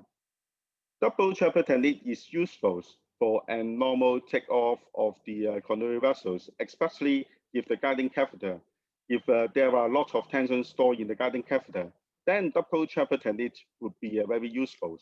So thank you very much for your attention. Okay, great. So congratulations, Yo, for your excellent presentation. First of all, it was a great explanation how to perform in the correct way the reverse card technique. I mean, your slide were very interesting in terms of understanding what happened when you perform the knuckle wire and where are the best place to perform the reverse card, and also at the level of the transition from subintimal to the true lumen, as you already explained. Then I really appreciate all the technical aspect that you performed, such as the homemade snaring, that I think that it's important because you show the video from Cambis, but as you already mentioned it in one of your slides, the first author that described this technique was Satoru Tumizushi several years ago. So this is not really the cam snare, as Cambis called 2 years ago, but the first author, honestly speaking, is Satoru Sumizushi. And then I was really happy to see that you used my drawings to show how to perform the double trapping technique that we recently published these drawings on jack intervention, just to help the interventional cardiologist when they have some problems to externalize the wire due to the friction that you excellently explained. So congratulations, because your presentation was very, very educational, with a lot of teaching point. Yeah, thank you. So actually, I think we have this kind of double trapper technique together. So Yeah. we publish this technique, we call it a double trapper. And subsequently, I also found that you have this kind of publications. So therefore, I think we have this kind of idea together, incidentally. So Maybe therefore, thank you for your nice maybe dive. you published the technique some years ago, 2 years ago. I don't remember exactly, but you were the first author or ideator of this technique. But anyways, this is a really nice technique. Yeah, it's. I think that one of the most added value of this meeting are sharing experience, because our work is also to be creative. So sometimes you have to think about to solve some problems. Hey, in terms of technique, how large has to be the guiding catheter to perform the double trapping? Do you need 7 French, or can you do it also via 6 French? For 6 French, I think is possible. But I usually like to use 7 French for CTO. No, yeah, okay. No, it's just more to know how far you can go, because 2 balloons go in a 6. Yeah. The balloon is 2.5. Yeah, something like that. So I'm not think sure if you can enter with the retrograde microcatheter, but should be. It depends of the retrograde microcatheter. I mean, if you are using a Corsair Pro, you cannot be the double trapping with the 6 French, okay? But you can advance integrately 2 balloon, the first and the second, but you are not able to trap the retro in a 6 French. So if you use a Corsair Pro XS, a Turnpike LP, you can do it also in a 6 French. Just because it doesn't go along, the balloon doesn't go along the microcatheter retrograde. That's the problem. For the same reason, because you cannot do that. You cannot go integrate as well. The 6 French using a Corsair integrator. Okay. Hey, what's the retrograde wire that you snared? Is it Siam Black or? Oh, Siam Black. Yeah. Siam Black. Okay. But when you snare, is your retrograde microcatheter already in the aorta or just still inside the CTO segment? Yeah, already inside the aorta. Oh, so, but why don't you try to snare the LG3? Snare the LG3, this is really a good idea. But I didn't try at that moment. But I think this is possible. We can snare the LGV as well. Perhaps Eugene, do you have any suggestions? So actually, we've discussed these things at nauseum, at a long length. So I have 2 or 3 little suggestions for this case. Number one is in the antegrade, when your anchor balloon is not working well, one little tip is to put another wire. So have 2 wires down that side branch. And if you put a small balloon and you have another wire there, the other wire produces some more friction for the small balloon. And you find that you can improve your anchor balloon's strength a lot more if you put 2 wires down the side branch. So we often use that because it looks like you were just lacking the tiny bit of push to be able to do this. So that may be one tip. The second thing is we published a paper talking about from reverse cut to antegrade wire access, which is a very small bit of the retrograde procedure. But we argued for a long, long time over each part of it. And one part that we could all agree with, the 10 of us in the AP CTO Club Director Group, we could all agree with that the Satori Sumisuchi's snare is probably the best snare to use to snare retrograde wire. And there's 2 reasons for that. Number one, as Yo has shown, you can produce a huge loop, which means your snaring is going to be easier. And number 2 is the chance of you entrapping the retrograde wire is very small, because if you release the balloon inside the guide liner, the wires basically become loose because there's no longer anything attached to one end of the wire. So your snare is reversible in a sense inside the guiding catheter. So that reduces your chance of kinking the retrograde wire and not being able to remove it. So those are 2 things. The last thing is this idea that Frankie took up, which is to use an RG3 wire to wire through the vessel. We also argued about this for a very long time, with me favoring the proposal, but in the end, we didn't put it down in the paper. And the reason for that is more mechanical than anything else. The RG3 actually has a 3-gram tip load.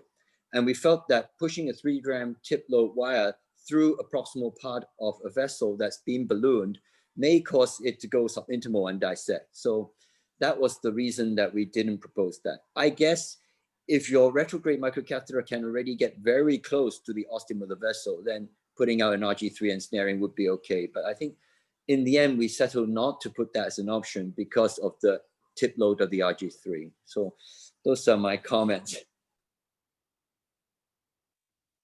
I asked some question. Did you consider to do in the proximal part of the right coronary a base to start up an antegrade knuckle? Or do you think it was too small or too short, actually? Yeah, actually, I did consider this technique, but the guiding support was really poor. So therefore, the antegrade knuckles seems not possible. And also because of the size of the distal vessel is really small. So therefore, I did not plan to do any ADR in these situations. So therefore, I did not consider to do the knuckles wiring technique in my case.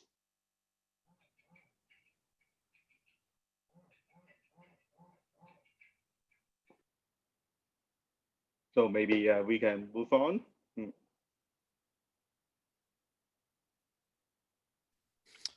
Okay, so go. So yeah, I will introduce not only a colleague, but a good friend of mine, Jan-Peter van Kijk from the Netherlands. Was already a very good operator a few years ago when I was with him in Antonius. So I'm really curious to see what's going to happen with your case today. From the title, apparently you change everything, or you consider change everything, but apparently not operator, which is good. So thank you for being here, Jan-Peter, and show us your case. Okay, thank you, Carlo. I will share them with you. So you can see my slides, right? Yes. Okay, thank you very much for the invitation, for the very kind introduction, Carlo. Yeah, this was a case that I had to change a lot of things. So I will just show you the results and show you the images we made. And well, I think there are lots of things open for discussion. So please let me do the case first and then do the discussion. Okay, so this patient was, one moment. Yeah, this was a 53-year-old male in February 2020. He came with a STEMI, and we did a primary PCI of the circumflex. And then you already saw in that specific setting that there were also collaterals. I will show you them immediately from the right coronary to the circumflex and also to the LAD, because there was also a CTO of the proximal LAD. And there was, as I already mentioned, septal collaterals to the mid LAD from the right coronary artery, and there were also epicardial collaterals to the circumflex, and there was a big or quite big epicardial collateral from the circumflex from an MO branch to the distal LAD. So these are the shots in February when the patient came in with a STEMI. So here's the right coronary, and you see the septals collaterals to the LAD and also the epicardial to the MO branch. So circumflex, and in this view you can see the well, we see the big MO branch. And so I will go one back,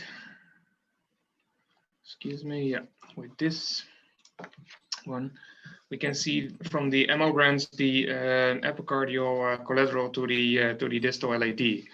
So a patient was treated with medication and echo was performed, etc. He still had complaints and there was viability in the LAD territory. So we scheduled him for a PCI of the LAD. And so this was the setup, but because I started with a 8 French arrow sheet in the right femoral artery, because it's quite difficult to see in this case whether we expected a lot of calcification. And we put a 7 French slender sheet in the right arterial, right radial. And well, based on the angio in February, my plan was to do antegrade wiring first, and second, I would say, well, let's go retro through the right coronary septal collaterals, third step ADR, and fourth step retro by the epicardial collateral. But when we made the setup shots, well, this was the first change, we saw that the collaterals from the right coronary were not longer visible anymore. But importantly, the epicardial collateral from the circumflex had even increased. You can see it especially in this view. So no more visible collaterals from the right coronary anymore, but you see the epicardial from the MO branch where it was developed even more. So we started with antegrade wiring. I took just a turnpike spiral with a start with a feeler XTR, but we didn't make any progress. So after that, with an ultimate Bros, but no progression. Finally, with a Confianza Pro 12, we could penetrate the proximal cap, and then de-escalated to a Gaia second, and we made progress, but unfortunately, you can see it. We came into the subintimal space, and with several wires, it was not possible to do a re-entry in the distal true lumen. So, time for the next step. But, well, as I already explained, my next step in my initial plan was to go retro by the right coronary artery. However, based on the setup shots and the fact that the septal collaterals were no longer visible, I made another plan. As the volume of the epicardial collateral had increased, I chose to do an attempt to get retro by this collateral. And I took a Caraval 150 centimeters and a Suo 3 wire. And well, you see in this particular images that the retro wiring was actually quite easy, and I made a lot of progress with the retro wiring. So the Caraval passed very easily. And then it's important in this in the second one, on the movie on the right, what we see is that the wire goes quite above the antegrade wire. And if you remember the prior images, the retrograde of the antegrade wire was already some kind of above the vessel. So I didn't understand the anatomy at that moment. So we made a tip injection to get a better view on that. What you see here, yeah, there is a lot of flow, so it didn't go much back to the mid LED part, but you can see that the vessel track is quite above the other wire. So in this phase, so what shall we do? But now I get another problem, and already in this phase, my microcatheter was almost for the full 150 centimeters into the guide and into the patient. So in this phase, I already know that my microcatheter would never come into the guiding again by a retro course. So what shall we do in this stadium? So discussed a little bit about it, and also with a short attempt with a retro wire to feel if maybe a retrograde wire escalation would be possible, but in this area I already experienced a lot of resistance. So therefore I choose this step, next step would be an ADR. So with a marker, with a wire in the distal vessel as a marker for the ADR. And well, this is in this phase, you see it, I made some progress. So again, with the antegrade wire, but it felt subintimal because of the resistance. And I think the wires came nicely together. The distal part, check this from another direction, you can see it in the right spot. But then when we changed the wire for a Miracle 12 and we advanced the Stingray balloon, it didn't make any progress at that part. And when we inflated, we were more distal when we did the inflation. So this, I didn't keep that image, so that's a little bit of pity, but we did the re-entry, tried to do it here at the distal marker of the retro wire. And finally, at that moment when he inflated the balloon, the patient experienced a lot of pain, and we also saw some contrast staining over there. So that was not good. So I retrieved the balloon, kept the wire in place, and held the balloon a little bit and did an injection to see what happened if we didn't make a big perforation. So that was fortunately not the case. But what you can see right now, this image, and that was also for us some kind of surprise. When we looked at the vessel when we started, you can see at the proximal LED, it looked like if the LED was going more downwards. But if you see here the staining contrast in the proximal LED, you see that it's coming more upwards. And so with this, the antegrade wire, I think, was subintimal for one part, but also it get into some septal branch somewhere. And we made a perforation of the septal branch. So after this, we had to change again the approach. And what we did is I made a new track with the antegrade wire. So, and then you can see that it followed the dissected part just after the septal part and moved more upwards. And then it's actually jumped into a septal branch right here in the middle part. Tried to redirect it to the distal true lumen, but we didn't succeed, so we left it there. And then I went on with the retrograde wire. And what we did was, well, you see here it advances, but actually at the level of the antegrade microcatheter, it felt like it went into subintimal space as well. So we accepted that. Then we went on for a reversed card. And so here you can see in the left image that we put a trio balloon in proximal LED, and then with a retrograde wire, we made some progress, and then finally it jumped also into a septal branch. And so after that, we were able to put to rewire this from the proximal septal branch with a retrograde wire more to the proximal LED.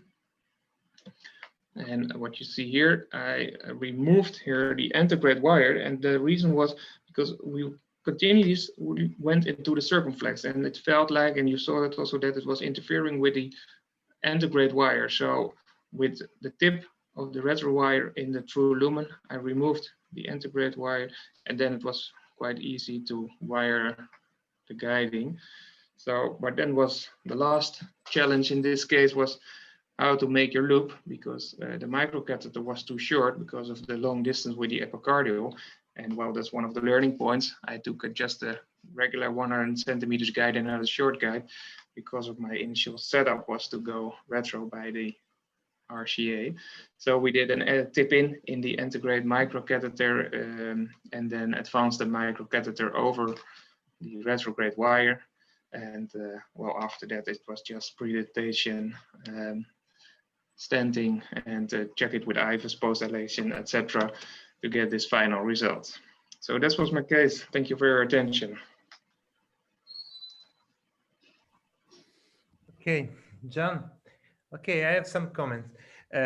Yes, of course, as you underline, one of the problems that you had was that you use a 100 centimeter length guide catheter, because your first strategy was completely different.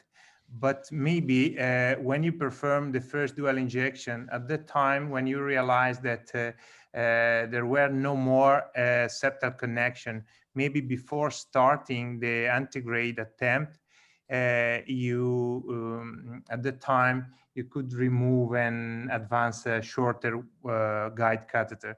This is the first thing. The second, just for a safety reason, I strongly suggest, if you perform the reverse cart into the proximal LAD, always to perform IVUS in order to be sure that your retrograde wire enters into the left main, into the true lumen. Because, okay, in this, at that point, you were quite sure to be into the true lumen because your retrograde wire went in a septal branch after the reverse cart. But you create intentionally some fenestration performing the reverse cart, so you cannot be completely sure that your retrograde wire didn't have some subintimal tracking.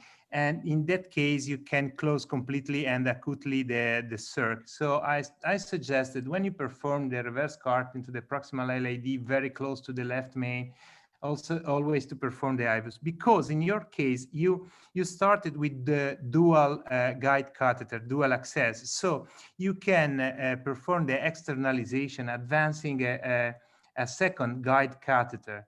So in order to avoid the externalization through the same guiding catheter as you did, you can advance the IVUS through the second guide catheter because you already had two different access. This is my suggestion, to perform IVUS for safety reason when you perform the reverse car close to the left main. That's all. For the rest, congratulations. Yeah, thanks a lot. It's really, I think, on the point about the guidings, that's actually absolutely a good point. And we're also discussing that later on when we look back at the case. Well, what would you have done in another way? And you're absolutely right. That's also about the IVUS. We're starting well.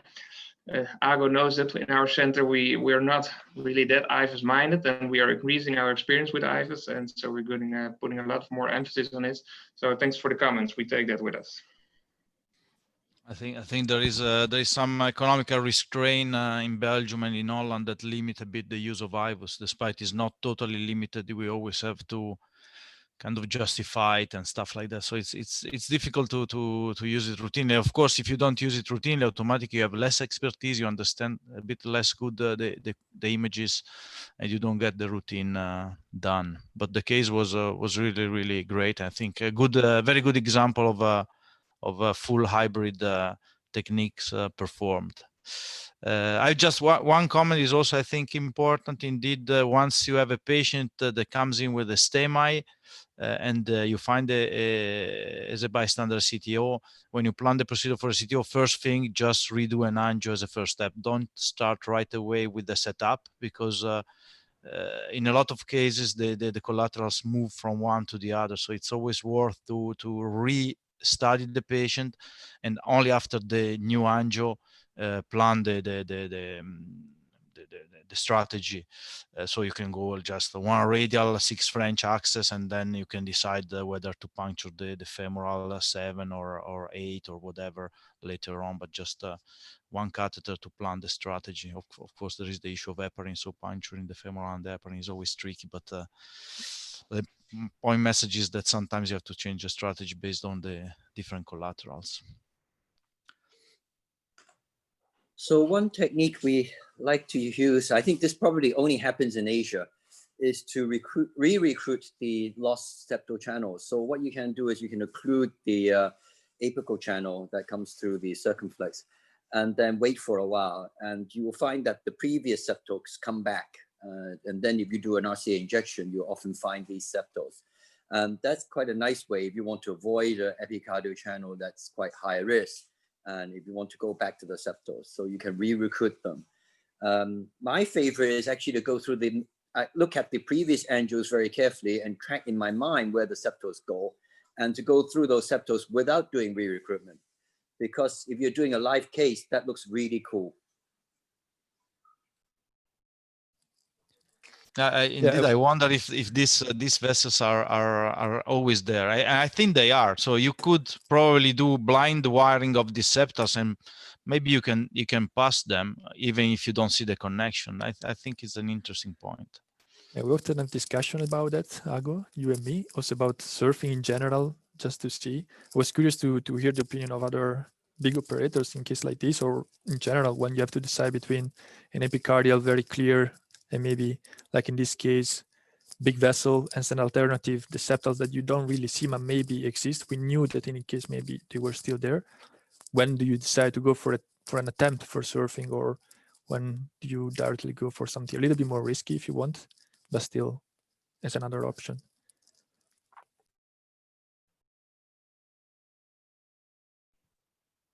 So actually we have some suggestions from Matsuno. So Matsuno actually is another CTO expert from Japan. He is an audience today. And actually he suggests that if the retrograde microcatheter length was not long enough, the integrate guide catheter extension assisted reverse cut could be helpful to achieve externalization as well. So this is one of the suggestions from Masuno. In this specific case, yes and no, but in my opinion, not really, because you have one wire going through the circ and then coming back into the LED. So, or you need to have maybe an undersized guide extension, maybe a 5 French, but I'm not sure if we would pass along the micro catheter. I think he means doing ping pong. So you have to use the other guide. If you do ping pong, yeah, that's true. Yeah. If you do ping pong, it's possible, yes. Because Jean-Peter started with 2 different access, so it was feasible in that case because he already had 2 different access and 2 different options to perform the ping pong. Yeah, and a sort of a guideliner assisted reverse cart or a capture technique if the retro length is not enough, depending on the strategy that you use to cross the lesion. In terms of using this guide extension assisted reverse cart, I think it becomes even more relevant when you have really to do IVUS before you actually stick in your guide extension. More often than not, you will need to get the balloon down before you can track the guide extension down. So if you're really not in a good place, then that might be dangerous.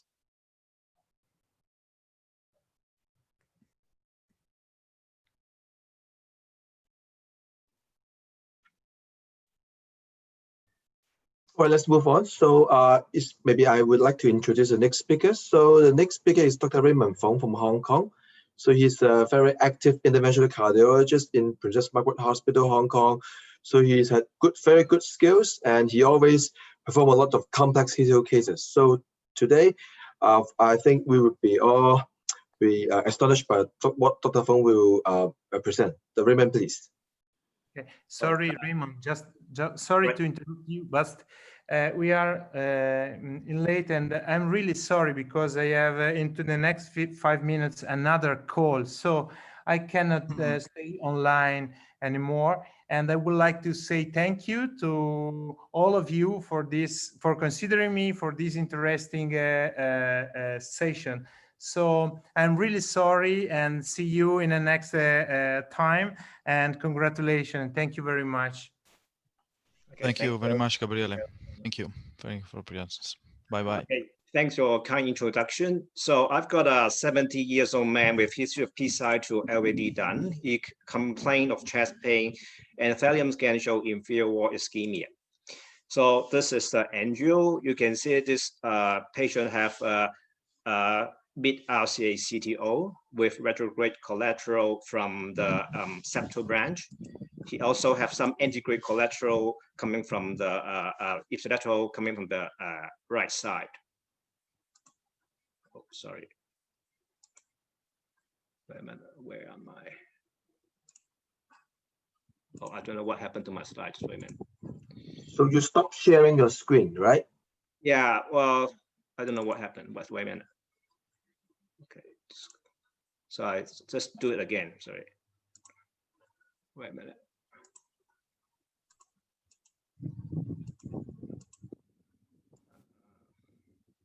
Okay.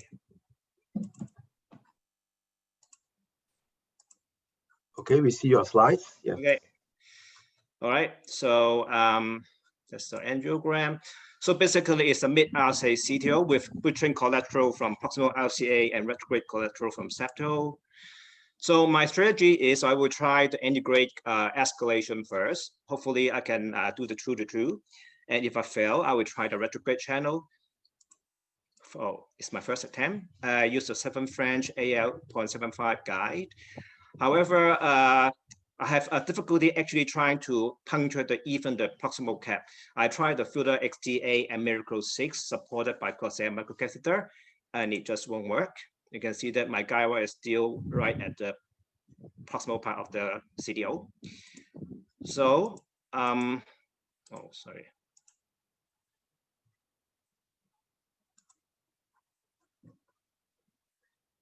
Don't know what happened.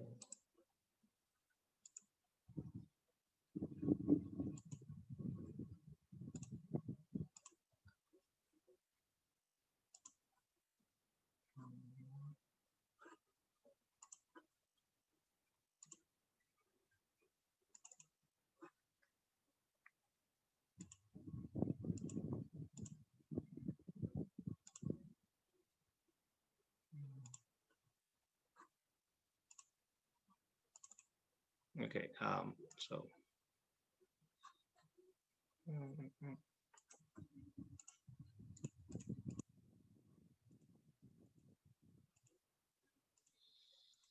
Okay, so I found that the RCA is actually very tortuous.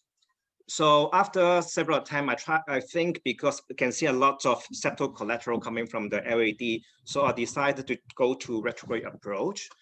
However, surprisingly, even though we can see a lot of septal collaterals, I actually have tried many times. I tried the proximal, mid part, and distal part, and actually some of them are not connecting, and some of them are really tortuous, and my wife just can't get through. And then after try, it's my 4th attempt to another septal channel. Okay, and that 5th channel, and there's no connection. And then in my last attempt, actually, the vessel is very tortuous, and actually I failed to cross the corset. And after several attempts, I just got complication. It's some perforation over the vessel. So I have to just stop there.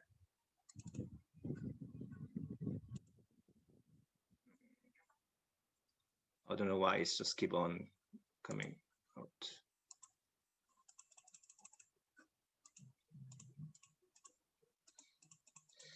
So because of the prolonged procedure, I just decided to stop there and then just have a second attempt later on. So so basically, for my reattempt PSI, I found that this distal is quite challenging because it's got a very hard, impenetrable possible cap, and there's a long CTO and poor quality distal vessels, failed previous attempt. Also, there's a challenging septal collaterals. So this time I try a better support guide. I want to go back to the antegrade and retrograde again, but this time I use an 8 French AL 0.75 and then a met guide because of the curve. And the end retrograde I use a 7 French XP 3.5 guide. So this is the bilateral injection. You can see that the RC is quite tortuous from here. Don't know why. Sorry.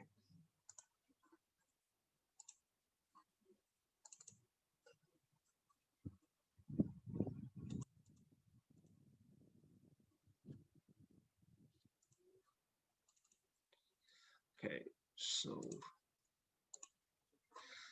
Okay, this time I just try to go retrograde first, and I changed my retrograde microcatheter to fine cross for better crossing, and use a serum wire.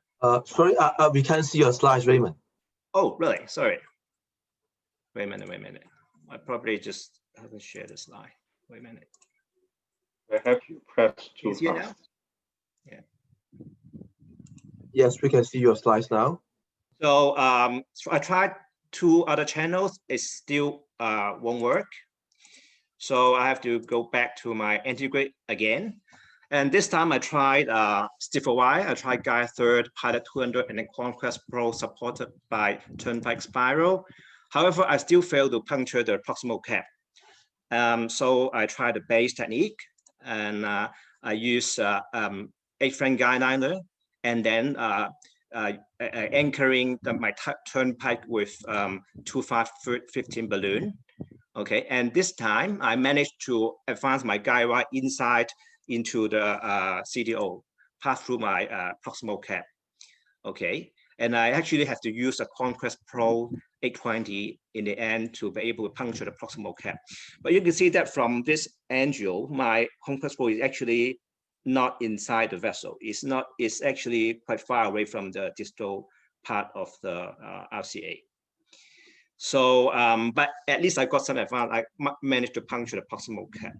And then I tried to advance my turnpike, but able to advance a little bit, but not much. So I have to, well, just abandon my antegrade approach and go back to my retrograde approach. I'm sorry about the slide, just don't know why it happened. Okay. All right, wait a minute.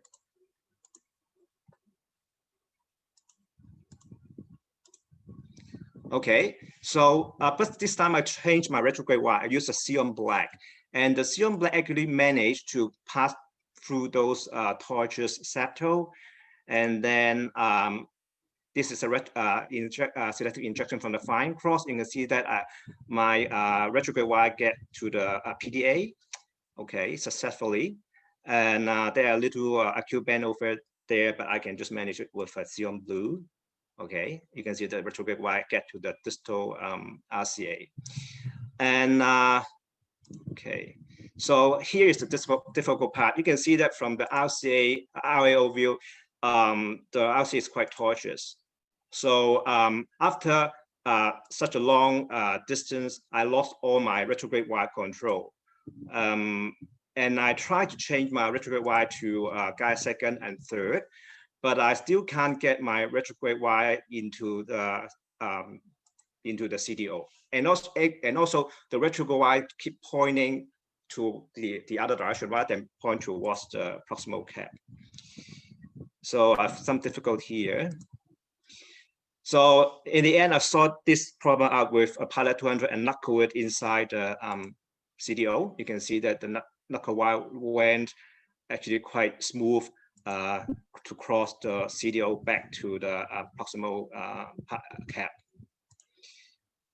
Okay, but another difficulty is you remember that I've got a very hard, impenetrable proximal cap, even though my wire can get through. I've tried to do direct re-entry from the retrograde direction using Conquest Pro or Gaia Third, but it's unsuccessful. It still keep on getting into the false lumen.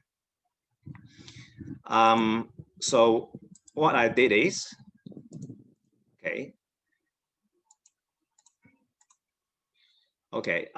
just do a Ghana modified reverse card here. So I use a very big balloon, it's a 3.5 balloon, put it in the proximal part of my RCA, just proximal to the proximal cap, okay, and do a couple of balloon dilatation, and at the same time try to trap my Ghana down to this part of the RCA, and then do my re-entry just right proximal to my proximal cap, and then directly into the guideliner here. So you can see that in the end, the retrograde guide wire just punctured through into the guideliner. A little bit of manipulation. Okay, and after that, things become easy. It's followed by the fine cross microcatheter, and that do the externalization with the RJ3, and then do a couple of ballooning in the RCA CTO, and confirm the guide wire position with an IVERS. And finally, standard the RCA with 4DS and post-dilated balloon with 3O balloon. So this is how I tackle this torches calcified CTO with a modified reverse card technique. Thank you. Sorry about the slides. I don't know what happened. Yeah, very nice case, Raymond. Congratulations. Oh, thank you. Basically, I found that the vessel is really tortuous. So at that point, you are trying to do the reverse cut. Yes. So would you consider to use the antegrade knuckle? So therefore, if we do the knuckles from antegrade manner and also from the retrograde manner, then the two wires can meet at the subintimal space. Well, that's a good suggestion. I think my problem is my antegrade support is really poor. You can imagine I use 8 French plus a guideliner plus a base balloon, and then use the hardest balloon guide I have to puncture the proximal cap, and then because the CTO is quite tortuous, so after puncture the guide just walks straight through. So I'm worried that it might actually perforate it out. So I'm not sure where my antegrade guide wire is. So I'm not too dare to push too hard from the antegrade direction. And also I find it because of the poor support, I find it really difficult to get my microcatheter inside the CTO. So without the microcatheter inside, it's probably not in support to do the knuckling from the antegrade direction. Yeah, so that's why I choose this approach. So another question is, I seldom use Xeon Black to cross the channels. So why do you use Xeon Black in your case? Yeah, I think because I've tried so many septal channels, didn't work, and I realized that because some of the channel is the takeoff is quite acute and tortuous, and that's why if I use my usual Xeon, it just won't anchor. It won't anchor. I keep on anchoring the more straighter septal which are not connecting basically. So I just try my luck to use another, guide wire.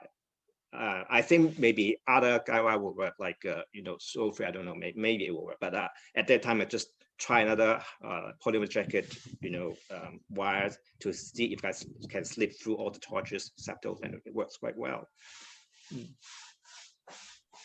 Actually, the Xeon Black is from what I know, the first choice of people performing the septal surfing. They just spin the Xeon Black very fast, and they just try to find in a stochastic way the channel that goes through. So Xeon Black is a possible wire for passing the septals. Yeah, I don't like it so much, honestly. It's not my first choice because I don't like so much surfing. I prefer to tackle one sector and try to pass it. But sometimes, I mean, even if you see the channel, you cannot pass it. Like you had in your case, there were channels visible, but still were uncrossable. So it is a solution. Sometimes I think it's not the feasibility. Sometimes it's just, even though you can't see it, if you pass a wire, sometimes you can easily go through. You don't know why. It just happen. Yeah. Raymond, a quick question. How comfortable are you when you're using the Contrast Pro 820 from the retrograde route? Because the vessel is really tortuous, and it appears that you don't really have any control on. Actually, stiff wire. I think the reason why I use Conquest Pro because I tried. It was an 820, right? Yeah, 820. Because you use the integrate one, just change it to the the retrograde direction.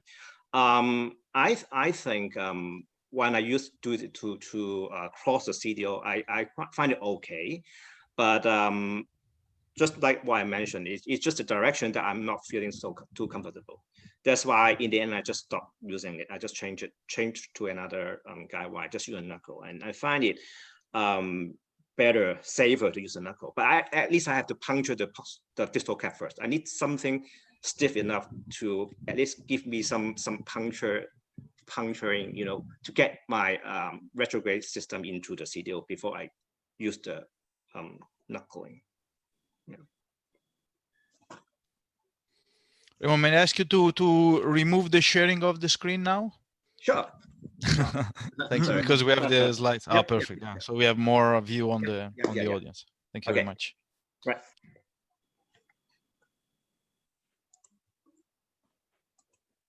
So any other comment from? Yeah, sometimes I also use the penetrating wire to do the reverse cut. But if I use the penetrating wire, I usually do the rotational angiogram to make sure that the penetrating wire is pointing towards the balloons. So therefore, it can minimize the chance of perforation. So now I usually do the reverse cut by using the hydrophilic wire. Because sometimes we just want to make some dissections to create some connection between the two wires. So therefore, sometimes hydrophilic wire would be a good choice. So the hydrophilic wires can pass through the dissection planes and pass through the dissection plane and into the two lumens afterwards. But sometimes, this is usually what we do together. Sometimes also need to use the penetrating wire, especially when the two wires are in the two different planes. So sometimes in such kind of situation, I use the penetrating wire to penetrate for the retrograde wire to penetrate from one plane to the other. If I can share a general feeling that I have up to now, I would say that in Asia, in Hong Kong, there is a higher threshold for knuckling. I don't know if you agree on that, but I see a couple of cases that I've seen up to now. I would have probably shifted to knuckle much faster, much earlier, than you did, and sometimes you didn't even went to knuckle, and I would have done it. It's probably a cultural thing. There is not right or wrong. I think there are advantages or disadvantages. Of course, the knuckle, you lose side branches, you are less elegant, you are less precise, probably you are faster. In terms of safety, I think the knuckle is safe in the sense that if you do the knuckle in the right place, then you go quickly all the way up, like you did in your case, Retro. You did a beautiful knuckle all the way up to the mid right in the previous case. But it's interesting to see this difference in the cultural way you approach to the procedure. You are much more precise. You really try to go in the right position with the right wire. That is beautiful to see, and but requires a lot of skills that are difficult to replicate on one end. You know, knuckle is much more brutal, but once you get the concept, is much more easy to do. I think everybody can do knuckle once you get the concept. So it's advantages and disadvantages of the two words, I think. I guess our US counterparts may even have a lower threshold to use knuckle, right? Yes, definitely. But I think again, it's not one good. Yeah, there's no right or wrong. Exactly. It's good to try to be proficient in both, and then try to adapt to the situation. For sure, for me, it's not worth to try 3 hours to stay with the wire once you have the knuckle as a technique that can let you achieve maybe a success in 20 minutes. You know. On the other hand, knuckling too much means losing all the, like knuckling in the LAD is something that I try to avoid because it has a lot of branches. I'm much more generous in knuckling in the right because usually the branches of the right are less important. So the right is almost like a bypass in my view. Of course, there is sometimes some big RV branch, but majority of the cases they are not so big and they have already collaterals from the LAD or whatever, so you can allow yourself to lose them if you gain a big distal vessel. But it's interesting to know how everybody works differently on that.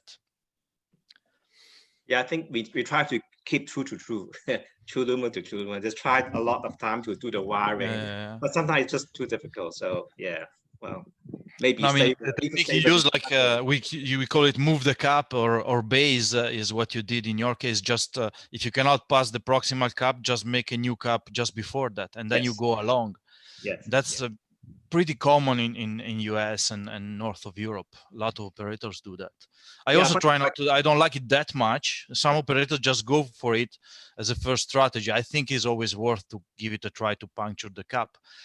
But on the other hand, losing too much time on that, once you have another solution, why not? You know, why not adapting to the other solution? So it was a beautiful case. Thank you. Okay. Should we move on, Carlo? Yes, I think so. I think it's time. I'm pleased to introduce Stefano Nava, colleague from Milan, Italy. Nice title, so I think it's going to be fun as well. Welcome, Stefano. Thank you for being here. Please.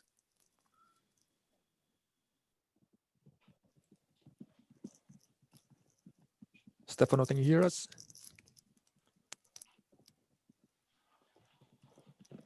He's paralyzed. He's been waiting for too long. He was moving before, but yeah. Okay. Yes. Okay.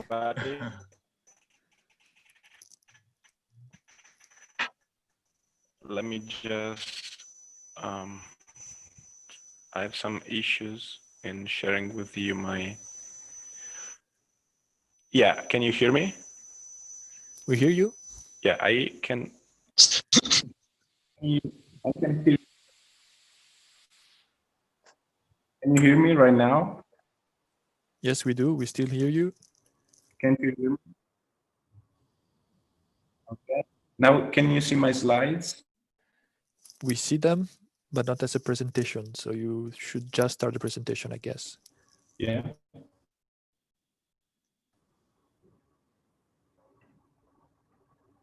Okay. Yeah, can you hear me? Right? Yeah, that is perfect. We see you. And you see my slides right now? Yes, we do. Carlo, can you see and hear? We both hear you and we see the presentation. Yes. Cool. Thank you. It's a real pleasure for me to be here with you. Great level of your presentation. I hope mine at least could interest you. So this is the case of a 67 years old woman who had a previous anterior STEMI that was treated with the primary PCI with the implant of a DES in proximal LAD. And since 2014, she had known RCA CTO. She has an EF of 45 and she's symptomatic for angina, and she has a positive stress test. So this is the angio that we performed last week. So we can see that the stent on LAD is patent, but we can see that there's some disease distally to the stent. And we can easily see a huge epicardial collaterals to the RCA. And we can also spot from the movie on the right that we have some disease on the proximal part of the OM, a big OM. We can spot from the spider view a very angled origin of the LAD, and from the caudal view we can see that the first OM have some sort of disease, calcified disease with a slow anterograde flow. This is the angio of the right RCA that it is occluded at the mid part with a significant disease from the ostium. So the first thing that I wanted to do was to classify this patient. So I performed a functional assessment of the LAD, and I had to use an angle tip microcatheter because of the double band of these vessels, and the IFR was negative. So we skipped the discussion with the surgeon and we planned the procedure both on the OM and the RCA. So first thing up to me, this lesion was the quicker one. So I don't even consider it in my mind, a CTO, I consider it just a complex lesion. So I decided to use a micro, but at the beginning with a workhorse wire. So this is how the scion behave in this lesion. So I took the turnpike spiral, but I wasn't able to cross the lesion of the OM. So in my mind, I started to think what could be the correct wire for this lesion. So I tried with a filter with the idea that could have been some micro channels to cross to reach the distal part, but this didn't work. Then I moved to NUB3 to have a good tactile feedback, but nothing changed. So I moved to Gaia 2nd, the Gaia 3rd, and Ornet 14, and also Anastato 20, but without having success. So I was stuck in this situation with a big OM with an antegrade dissection, and I was not able to advance. And at the basal angio, there were no such evident collateral for this OM. And I decided to upgrade a more aggressive technique, but with a complete lack of support in this circ. So I also tried a power knuckle that was not able to re-enter distally in the OM. So I decided to stop the procedure on the OM because failure is not an option, but sometimes we have to face it and move forward. So I started to treat the RCA. This is the double injection angio that we can see from LAO and also from a cranial view. So the first thing was to make antegrade attempt, but as soon as I put the Gaia second at the ostium, I had a dissection.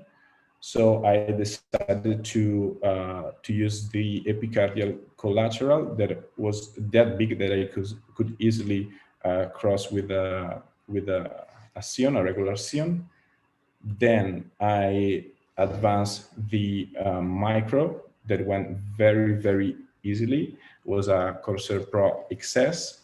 And then I made an angio of the distal cap of the occlusion. And you can spot that there's a trifurcation in the distal cap. So this got me a lot of work to try to engage the right way. And what helped me a lot was to put an antegrade intimal wire to have a landmark in order to puncture the distal cap. And then finally I made it, and I decided to perform an antegrade IVUS to spot how the guide wires were positioning themselves in the coronary. And then we decided the place, as the colleague showed before, very elegant, to where to perform the IVUS guided reverse cut. We use a semi-compliant 3.0 balloon, and then we succeed in putting the wires very close, and we use also a trapliner to re-enter. And so we were able also to trap the wire and advance the micro very easily. And then we proceed with the stenting with 3DS with a good results. There were no problem on the epicardial collateral. And in the final angio, we can see that there are much more evident collateral circles for the first OM. So we are probably scheduling a new attempt. So half failure could be an option. Thank you very much.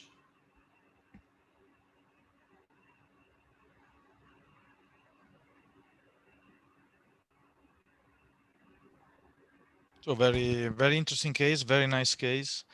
It's showing that sometimes what seems easy can turn out to be more challenging than we thought. I have just one comment, general comment, also maybe related to the previous procedure, but also to this one. If I see the right that you showed, the occlusion that you showed, it was, there was a mini channel antegrade, but almost no real good target. You had something that was going through, but why didn't you consider going right away retro? Why did you give a try ante? What was the idea behind? I'm very much hybrid again, so hybrid is try to choose first the option that has the biggest chance, and for me here the biggest chance was to go right away retro than giving a try antegrade. Yeah, actually, I personally wanted to try to see if there was some connection, but then I had a dissection from the ostium, so probably I worsened this scenario. So this is a right comment that you did, Ago. Next time I will use the strategy with a much more success likely. So. Yeah, you never know, but I would like to hear also the opinion of our own conference about this. Would you go antegrade in this case first? Would you go right away retro? I mean, you have a beautiful retrograde channel, so the chance to have problems there is very limited. So yeah, actually for retrograde approach, we usually need to do the antegrade preparations anyways. So therefore, in my opinion, I will still do the antegrade approach first, or at least antegrade preparations. Because for retrogrades, we may need longer times and the donor vessel is in ischemia. So therefore, I will do the antegrade preparation or antegrade approach first in order to shorten the ischemic times from the donor artery size. So therefore, I think antegrade approach is not a bad idea. This is why I think maybe Eugene can explain a little bit more. I think in Asia, there's a big change at the moment. So when we wrote the APCTO club algorithm 3 years ago, I think the predominant view then was you should do some antegrade. As Yo says, I mean, those are the advantages. One, it reduces the time the retrograde gears in the donor artery, reduces ischemic events. Since then, of course, you know, Japanese have come up with a Japanese algorithm, and that algorithm pushes way over to primary retrograde. So now I'm in the process of writing the global CTO club algorithm. So I'm working with Europeans. I'm kidding. And Americans, even worse. But I think in this world, we recognize that all of us have got it wrong, basically. Basically, what we need to think is the case. The case determines the methodology. To say that you should always do antegrade preparation first is wrong. To say that we should always go primary retrograde first. So we've now divided it into what is the reason to go retrograde. So if you have proximal cap ambiguity that you can only sort out with retrograde, and there are cases like that, then of course you should do retrograde first. You shouldn't risk an antegrade preparation. And so that's relevant to Raymond's case. So in Raymond's case, at one point I was going, stop. And that's when he was doing the base and puncturing, because at that point I thought, this is a vessel that's very tortuous. We should be knuckling. And obviously retrograde is the best way to remove the ambiguity for that cap. You can't do IVUS, there's no side branch. A base is okay, you can do base and knuckle and go, but there's not enough antegrade support to do a good knuckle to go. So that case, really, you're limited by the anatomy, you're limited to retrograde removal of proximal cap ambiguity. So that case, you would do retrograde, primary retrograde. But on the other hand, Stefano's case, there is a nice channel that you can wire in and get some access. So it's not removing proximal cap ambiguity that you're doing retrograde. You're doing retrograde really to overcome the CTO body. So in that case, you know, I think most of us still would do some antegrade preparation beforehand. It's unfortunate that you get dissection with it. So that's unfortunate, really. But unfortunate things happen and it shouldn't change your algorithm. But I have one question for my European colleagues, and this is an important question. It seems like Stefano, when he comes retrograde, his wire is already in the aorta. But he did something that really surprised me. He put an IVUS down, which I didn't expect from Europe. But how many of you Europeans would have just said, well, the CTO starts from the ostium of the RCA, my retrograde wire is in the aorta, why don't I just capture the wire, externalize and stent? How many of you would do like Stefano and do an IVUS? Can you tell me, a show of hands? I wouldn't do an IVUS if my wire is in the aorta. I would like to do it, but I told you I'm limited. But I would use it much more, but I wouldn't do it if I'm sure the wire is in the aorta. Okay, so I was very happy when he did it because I thought yes, but my impression was that Europeans don't do that. You know, they would. I mean, it's an osteo RCA. You're already in the aorta. You would just wire the guiding and do it. So that was my opinion. But he changed my opinion. So. I have to say that the use of IVUS is increasing in Europe. I think in the last EuroCTO data is up to, probably for you is ridiculous, but for European numbers is a lot. Is about 15 to 20%. And I told you, 20%. Yeah, but it was maybe, you know, on average in normal PCI we are less than 1%, something like that. But you see, his IVUS was in actually, the past it was much less in CTOs. So it's increasing. It's increasing. Yeah. But his IVUS was actually very helpful because he located where the wires are most close together, and it allowed him to do a very quick reverse cut. So that was the highlight of the evening, him pulling out the IVUS. I fully agree. And the wire, I mean, the retrograde wire can come all the way subintimal into the aorta. Means if you don't check, you could be standing all the way from the ostium down from a false lumen, and you run the risk of getting a dissection in the aorta. That's true. That's true. Yeah, it's totally right points.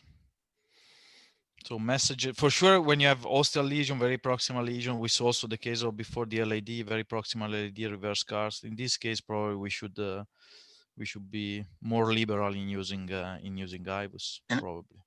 And talking about this point, I guess the same also work for example, if you have an osteo LAD occlusion. So you get you are very happy that you get the wire into the left main, the wire is floating in the aorta. You have the feeling that it's in the true lumen, but it could be that it just get all the way through the fourth lumen in the left main. So once you stand it, you lost the circumflex as well. So for us, we almost always check with IVUS. Yeah, I fully agree. That is very common nowadays in Europe. Also, is a standard of care. Took a while to understand, but it's standard of care. And we had a lot of discussion in European meetings about that. And nowadays, if you have ostial LAD, ostial circ, you don't want to take a risk. And we put the IVUS down in the other vessel to be sure that the wire is in the good place. Yeah, but this is, of course, with full understanding that there could be a lot of other issues in different countries, reimbursement, things like that. Yeah. Yeah, the problem, of course, CTOs are already expensive procedures because of all the material that you use. I mean, microcatheters, several wires, and most of the time extensive stenting. So you need most of the time 2 or 3 stents. So if you add on that also the cost of IVUS, that makes the procedure. I mean, you know, and plus the evidence for CTO is still limited in terms of measure improvement in survival and stuff like that. So we have some evidence in terms of symptomatic relief. Despite I'm a big believer of CTO, don't disregard me, but still the evidence is not there 100%. So you have always the detractors of CTO, like your colleagues that don't do it. They always say, why do you spend so much money on that and stuff like that? So it's not that easy in Europe. And I think Jan Peter knows as well how the situation is, that you have to find a balance between costs and credibility and convincing your colleagues to set up programs. You also have a cultural thing in CTO, like from what I understood, majority of the patients don't want to get operated because of the idea of this soul going out of the body. I don't know if it's in Hong Kong, but I heard it in China and Japan. So that's also influence and impact the need for you to do CTO more than we do. Definitely so in Hong Kong. I guess most patients, they won't prefer to have their chest cut open. They are just too afraid to hear this phrase. So that's why we do have quite a lot of CTOs. Do we have one more last presentation? Yeah. Maybe CK, you can introduce Andrew, the last speaker. Okay, so last but not the least, we have Dr. Andrew Ng. So Andrew is from the Grantham Hospital. I think he recently just came back after his overseas training. Again, I'm sure he is also a CTO fanatic. So he's going to talk about the topic is hard and fast routes. So Andrew, please. Thank you, CK, and hello, everyone. Really nice to share with you. I'll just be brief because it's a bit late. This patient is a 74 years old lady with a prior history to the RCA, 2004, 2008, and then 2013. And then she presented as exertional dyspnea for 6 months. So the CT coronary showed RCA's ISR CTO, and the coronary angiogram confirmed that. But unfortunately, she had a renal cell carcinoma, and then she had to had a nephrectomy before PCI. So other past medical history includes diabetes, hypertension, dyslipidemia, and after nephrectomy for renal cell carcinoma.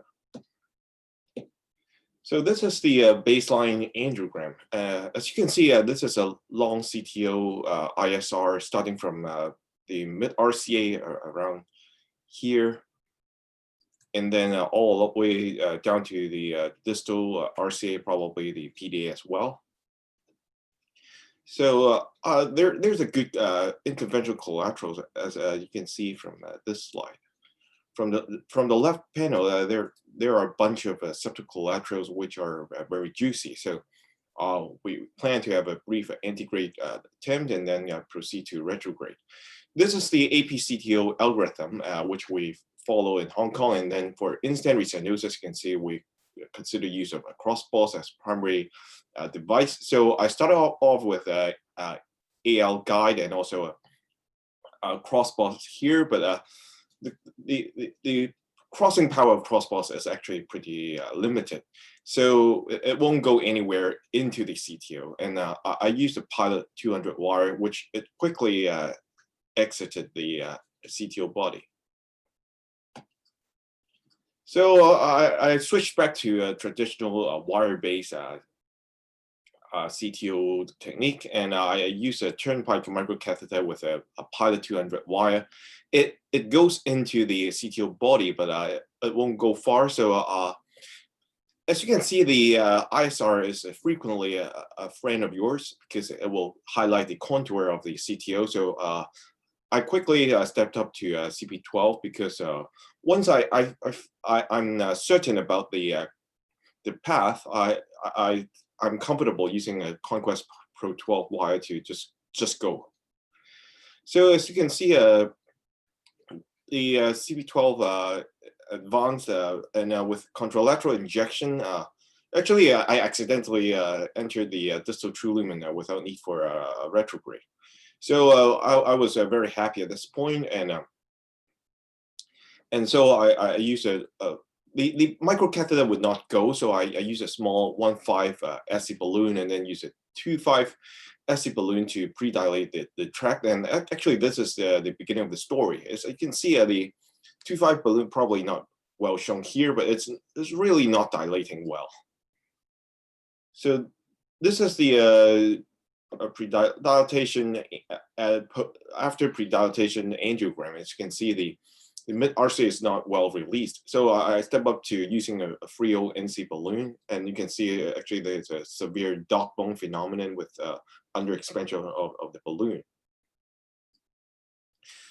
So I use a scoring balloon. This is a 3.5 scoring balloon, and actually it's still not opening up the lesion. And then I use an OPM balloon, inflating up to 40x, but then it ruptured. So at this point, I was stuck with a successful wiring, but the CTO could not be opened. So I can either do more balloon pre-dilatation, but actually I use an OPM balloon inflating up to 40x. It's probably the highest pressure that I could go. I can do a atherectomy. I can just do a drug-coated balloon and leave with this results, and or just leave for medical therapy. So actually, all atherectomy devices we have in Hong Kong are contraindicated in ISR. As you can see, rotablator it's not. It's with a warning for ISR. For diamond black orbital atherectomy, it's also contraindicated in ISR. And also for shockwave, lithotripsy, it's also not intended for treatment of ISR. So, so it comes to our topic. Are there any hard and fast rules in PCI? I would say yes, like patient's safety is always number one. However, apart from that, actually, no. So as long as you know what you're doing, I don't think we have any hard and fast rules. So let's see why shockwave lithotripsy is contraindicated in ISR.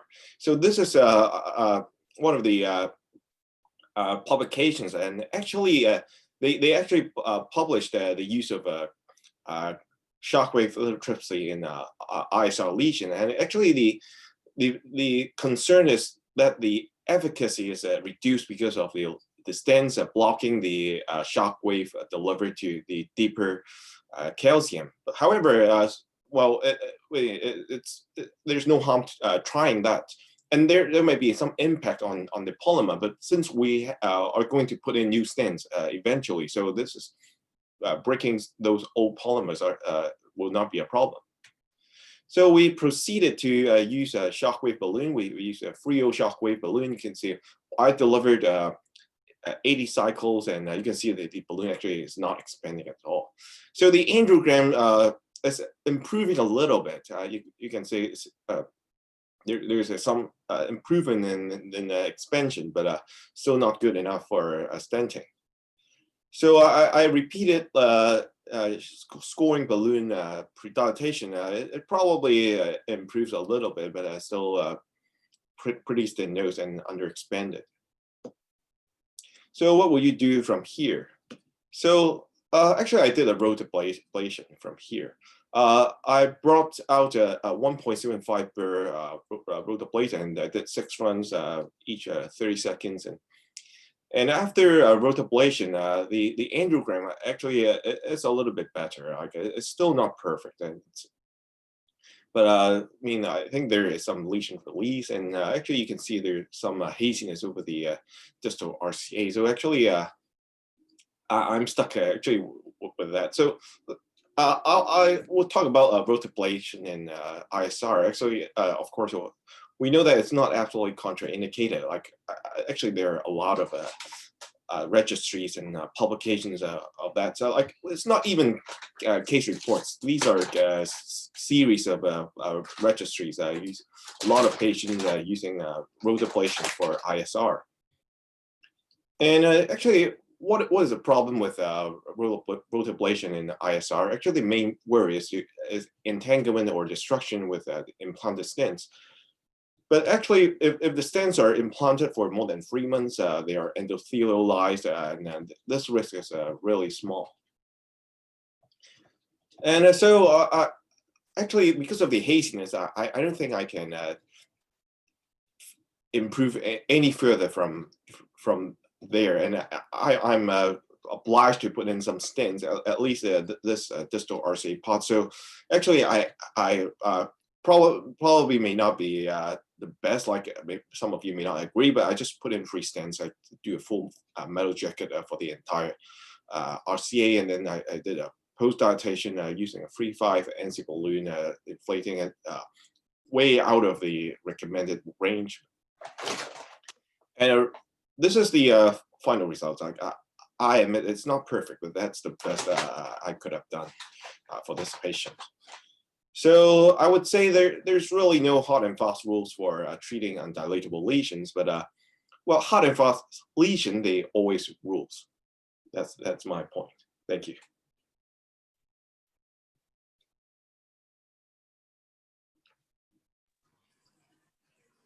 Thank you, Andrew. Okay. So Andrew, can you switch off the presentation mode? Yes. We want to see our faces. Thank you.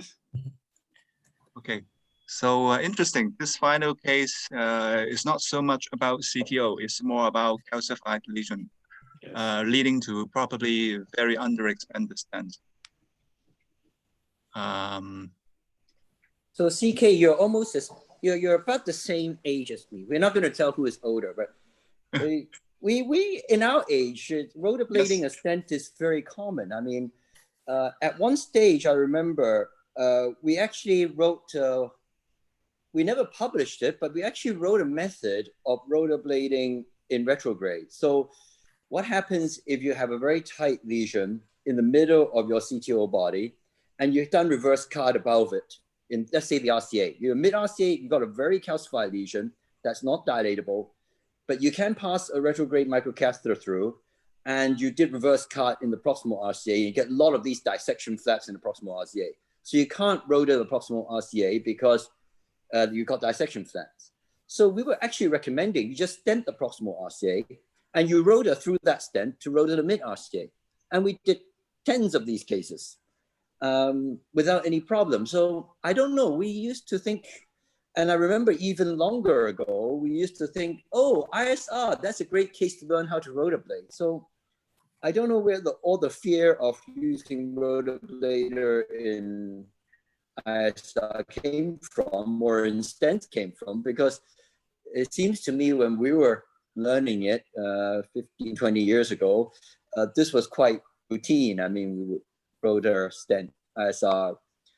I am a little bit more worried with both shockwave and CSI, simply because there isn't that clinical experience. There's not been published data with 200 cases of CSI through a stent. So I'm a little bit more concerned with that. But certainly because of the larger clinical experience and personal experience, I'm quite happy to rotor a stent. I guess most people would feel more comfortable when rotoring into a stent that has been in place for a longer time.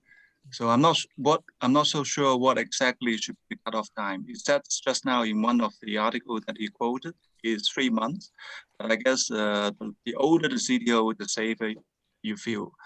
And so, as you said, we are not so much afraid of doing rotablation in instant restenosis. Any other suggestion or comments, perhaps from the European counterparts?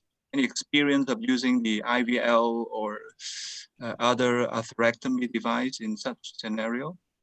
I think it's important always to try to understand what we have from the images. Of course, this case was like a stent put in the middle of calcium, so we see calcium all over. The thing is there calcium inside the stent? Yes or no?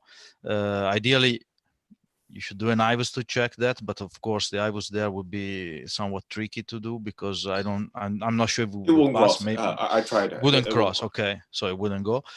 But if it doesn't go, most probably it's calcium. So if you know that there is calcium inside the stent, it's no problem to rotablate. Plus, I think also one issue is like if you have a trio stent, you can easily rotablate with a 1.5, 175, even a 2 burr. Wouldn't touch the stent even, or would just partially touch it. So the rotablator will make a channel. So I definitely agree that this case is no issue to use a rotablator in this situation. I would use it. I wouldn't have any doubt in that, even if there is a stent there. IVL, there is some experience. I think James Spratt and this group, they are publishing or they publish the use of IVL even inside stents. So some data are coming. The major thing is indeed the fact that the transmission of the waves doesn't go behind the stent. So the stent blocks the transmission. I used IVL not so many cases, a couple I used in stent, and also in my case didn't work like you showed, Andrew. So I didn't have the famous pop-up of the IVL device, unfortunately.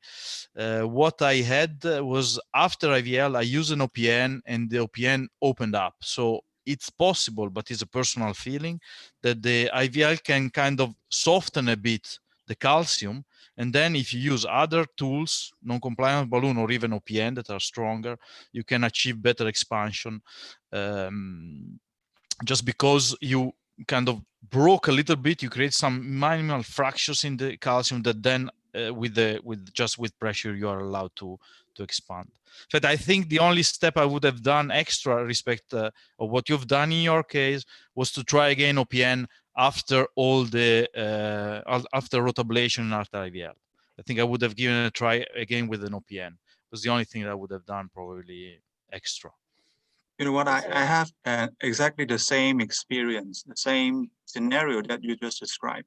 So recently, again, a instant restenosis because of an underexpanded stent because of heavy calcium outside. So I invest all 80 pulses of the IVL, but the area wouldn't be dilated yet. So finally, we switched to the OPN. Again, it somehow opened. I don't know exactly the reason. And that was, I'm not so sure whether it's the OPN that eventually worked or there's something that has been done by the IVL. Some people say that maybe we need to invest more pulses using the IVL. Maybe 80 pulses is not sufficient. You have to use another 80 pulses. But then you need a second balloon, huh? Yeah, that's become very expensive. Exactly. A small comment about the case. So Andrew, when you are rotablating, I can see that the rotor wire has actually jumped above the initial CTO segment. So you might run the risk of not having been able to get the wire across. I know it's difficult, but it looks like that the Y has actually jumped above or proximal to the original site of the total occlusion. Actually, you're right. So actually, I think eventually I need to rewire with I think a Xeon black wire, like since there's a channel, like, but it's on the verge of losing wire possession. And one more comment or different practice would be, even though I successfully open up the instant restenosis after rotablation and high pressure ballooning, but probably I would not do another layer of eluting stent inside the original stent segment. But of course, for the distal CTO segment, we could do and use. I would probably just give a drug eluting balloon in the more proximal segments. So yeah. One small comment from my side. I fully agree with Ago about well, maybe repeating an LPN balloon, but actually what in my experience is also working quite well is prolonged inflations. We actually do 2 short inflations. We increase it up to 40 and then, okay, it's not opening and we leave it. But if you keep it there for several minutes, then actually you can see some progression during the inflation time. I see. So we tried, I think 1 minute, but not as long as a few minutes. So actually, I should try maybe longer.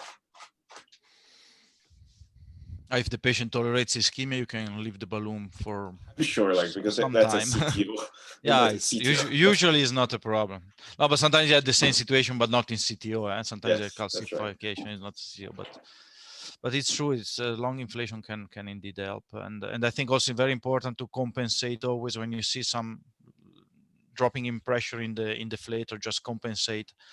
It's a good sign, means that the balloon starts working, and you wait for the pop-up of this like sudden decrease of 5 millimeters of mercury in pressure to be sure that you achieve some expansion and something.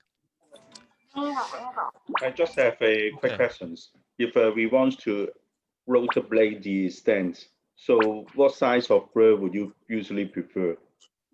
A bigger size burr or? 1.75 is the biggest we have, but I would prefer a bigger one. But that's the biggest we have in Hong Kong. That's just my hospital. Yes. Yeah, me too. I think it also depends on what stage you need to pull out your rotablator. I mean, if it's not really possible, then you can't use a big burr. You have to start with a smaller burr. But if it's crossable, but then it's not fully dilatable, then of course you need a bigger size. I agree. I always worry with bigger size of burrs that you increase the risk of having no reflow and this kind of stuff. So I try always to, my strategy is more or less the same with rotablator, 1.5, and then try to do the rest of the work with balloons. But of course, if the balloon doesn't work after 1.5, you should kind of step up to bigger burrs. But I try to avoid it because I had a few cases where I had like serious no reflow after this 2.15 burr, something like that is the biggest, I think, or 2.10, and yeah, it was like a scary image after that. So I try to stay on the conservative side and then play more with balloons. Usually if you crack the superficial calcium is enough, but the case you showed, Andrew, was really calcium all over, and of course you have also the stent in the middle, so it was really an ugly vessel. And also it's important to understand where exactly is the calcium. So the scenario would be very different. If this is a new atherosclerosis with heavy calcium, then we are just rotablating like a regular vessel. But most of the time, this is not the case. Most of the time, this is because of an underexpanded stent because of the initial heavy calcium outside. So in that case, the use of small size burr would unlikely be able to take away the stent as well as to remove the initial outer shell of calcium. So again, in this regard, the use of intravascular imaging could be very useful. Yeah, I totally agree.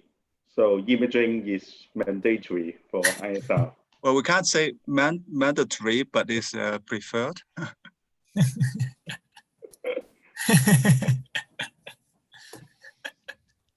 Okay, I think if there are no other comments or questions, I think we can wrap up this session. We were pretty late, 1 hour longer than expected, but I think it was really nice sharing. I really enjoyed it. I would like to thank from my side all my European friends. Some unfortunately had to go because we are still working hours, but thank to the ones that I see here, Jan Peter, Stefano, and Carlo. And I would like to give the voice to William to close up, or to the Hong Kong guys to close up their part. Thank you very much from our side. Hopefully we can do it again soon, because I really enjoyed it. Yes, thank you, Argo. So I think this COVID-19 is doing something good for us, because now we are in a more ready position to do this kind of intercontinental web-based meeting. In the past, this might not be possible, right? So this is something to thank the COVID-19. Now we do, from the Hong Kong side, we enjoy sharing our experience with our European counterparts. It's a very nice occasion to share our experience, focusing on the difference in practice from different culture, the East and the West. And that is a very important reason why we need to sit together to understand the difference in practice. So now we have several algorithms from the AP CTO Cup, from Japan, from Europe, and from US. So what we are looking forward to would be a global algorithm, because right now this is a bit confusing for many of us. There is a lot of similarities, but then there is also a lot of minor differences. So hopefully we can come up with a more unified approach that would make our training easier. So finally, I'd like to thank Yo and Argos for bringing us all together, so that we can have this chance to talk, to learn from each other. So thank you all the Hong Kong colleagues from joining the occasion. And we definitely look forward to having future meetings with our European friends. Yeah. Okay. Thank you for the audience to participate, of course. And there are still more than 40 people attending. So we reached peak of 70. So also thank you very much to them. Thank you. Fantastic night. Thank you. Thank you, everyone. Okay, bye-bye. Have a good day. Bye-bye.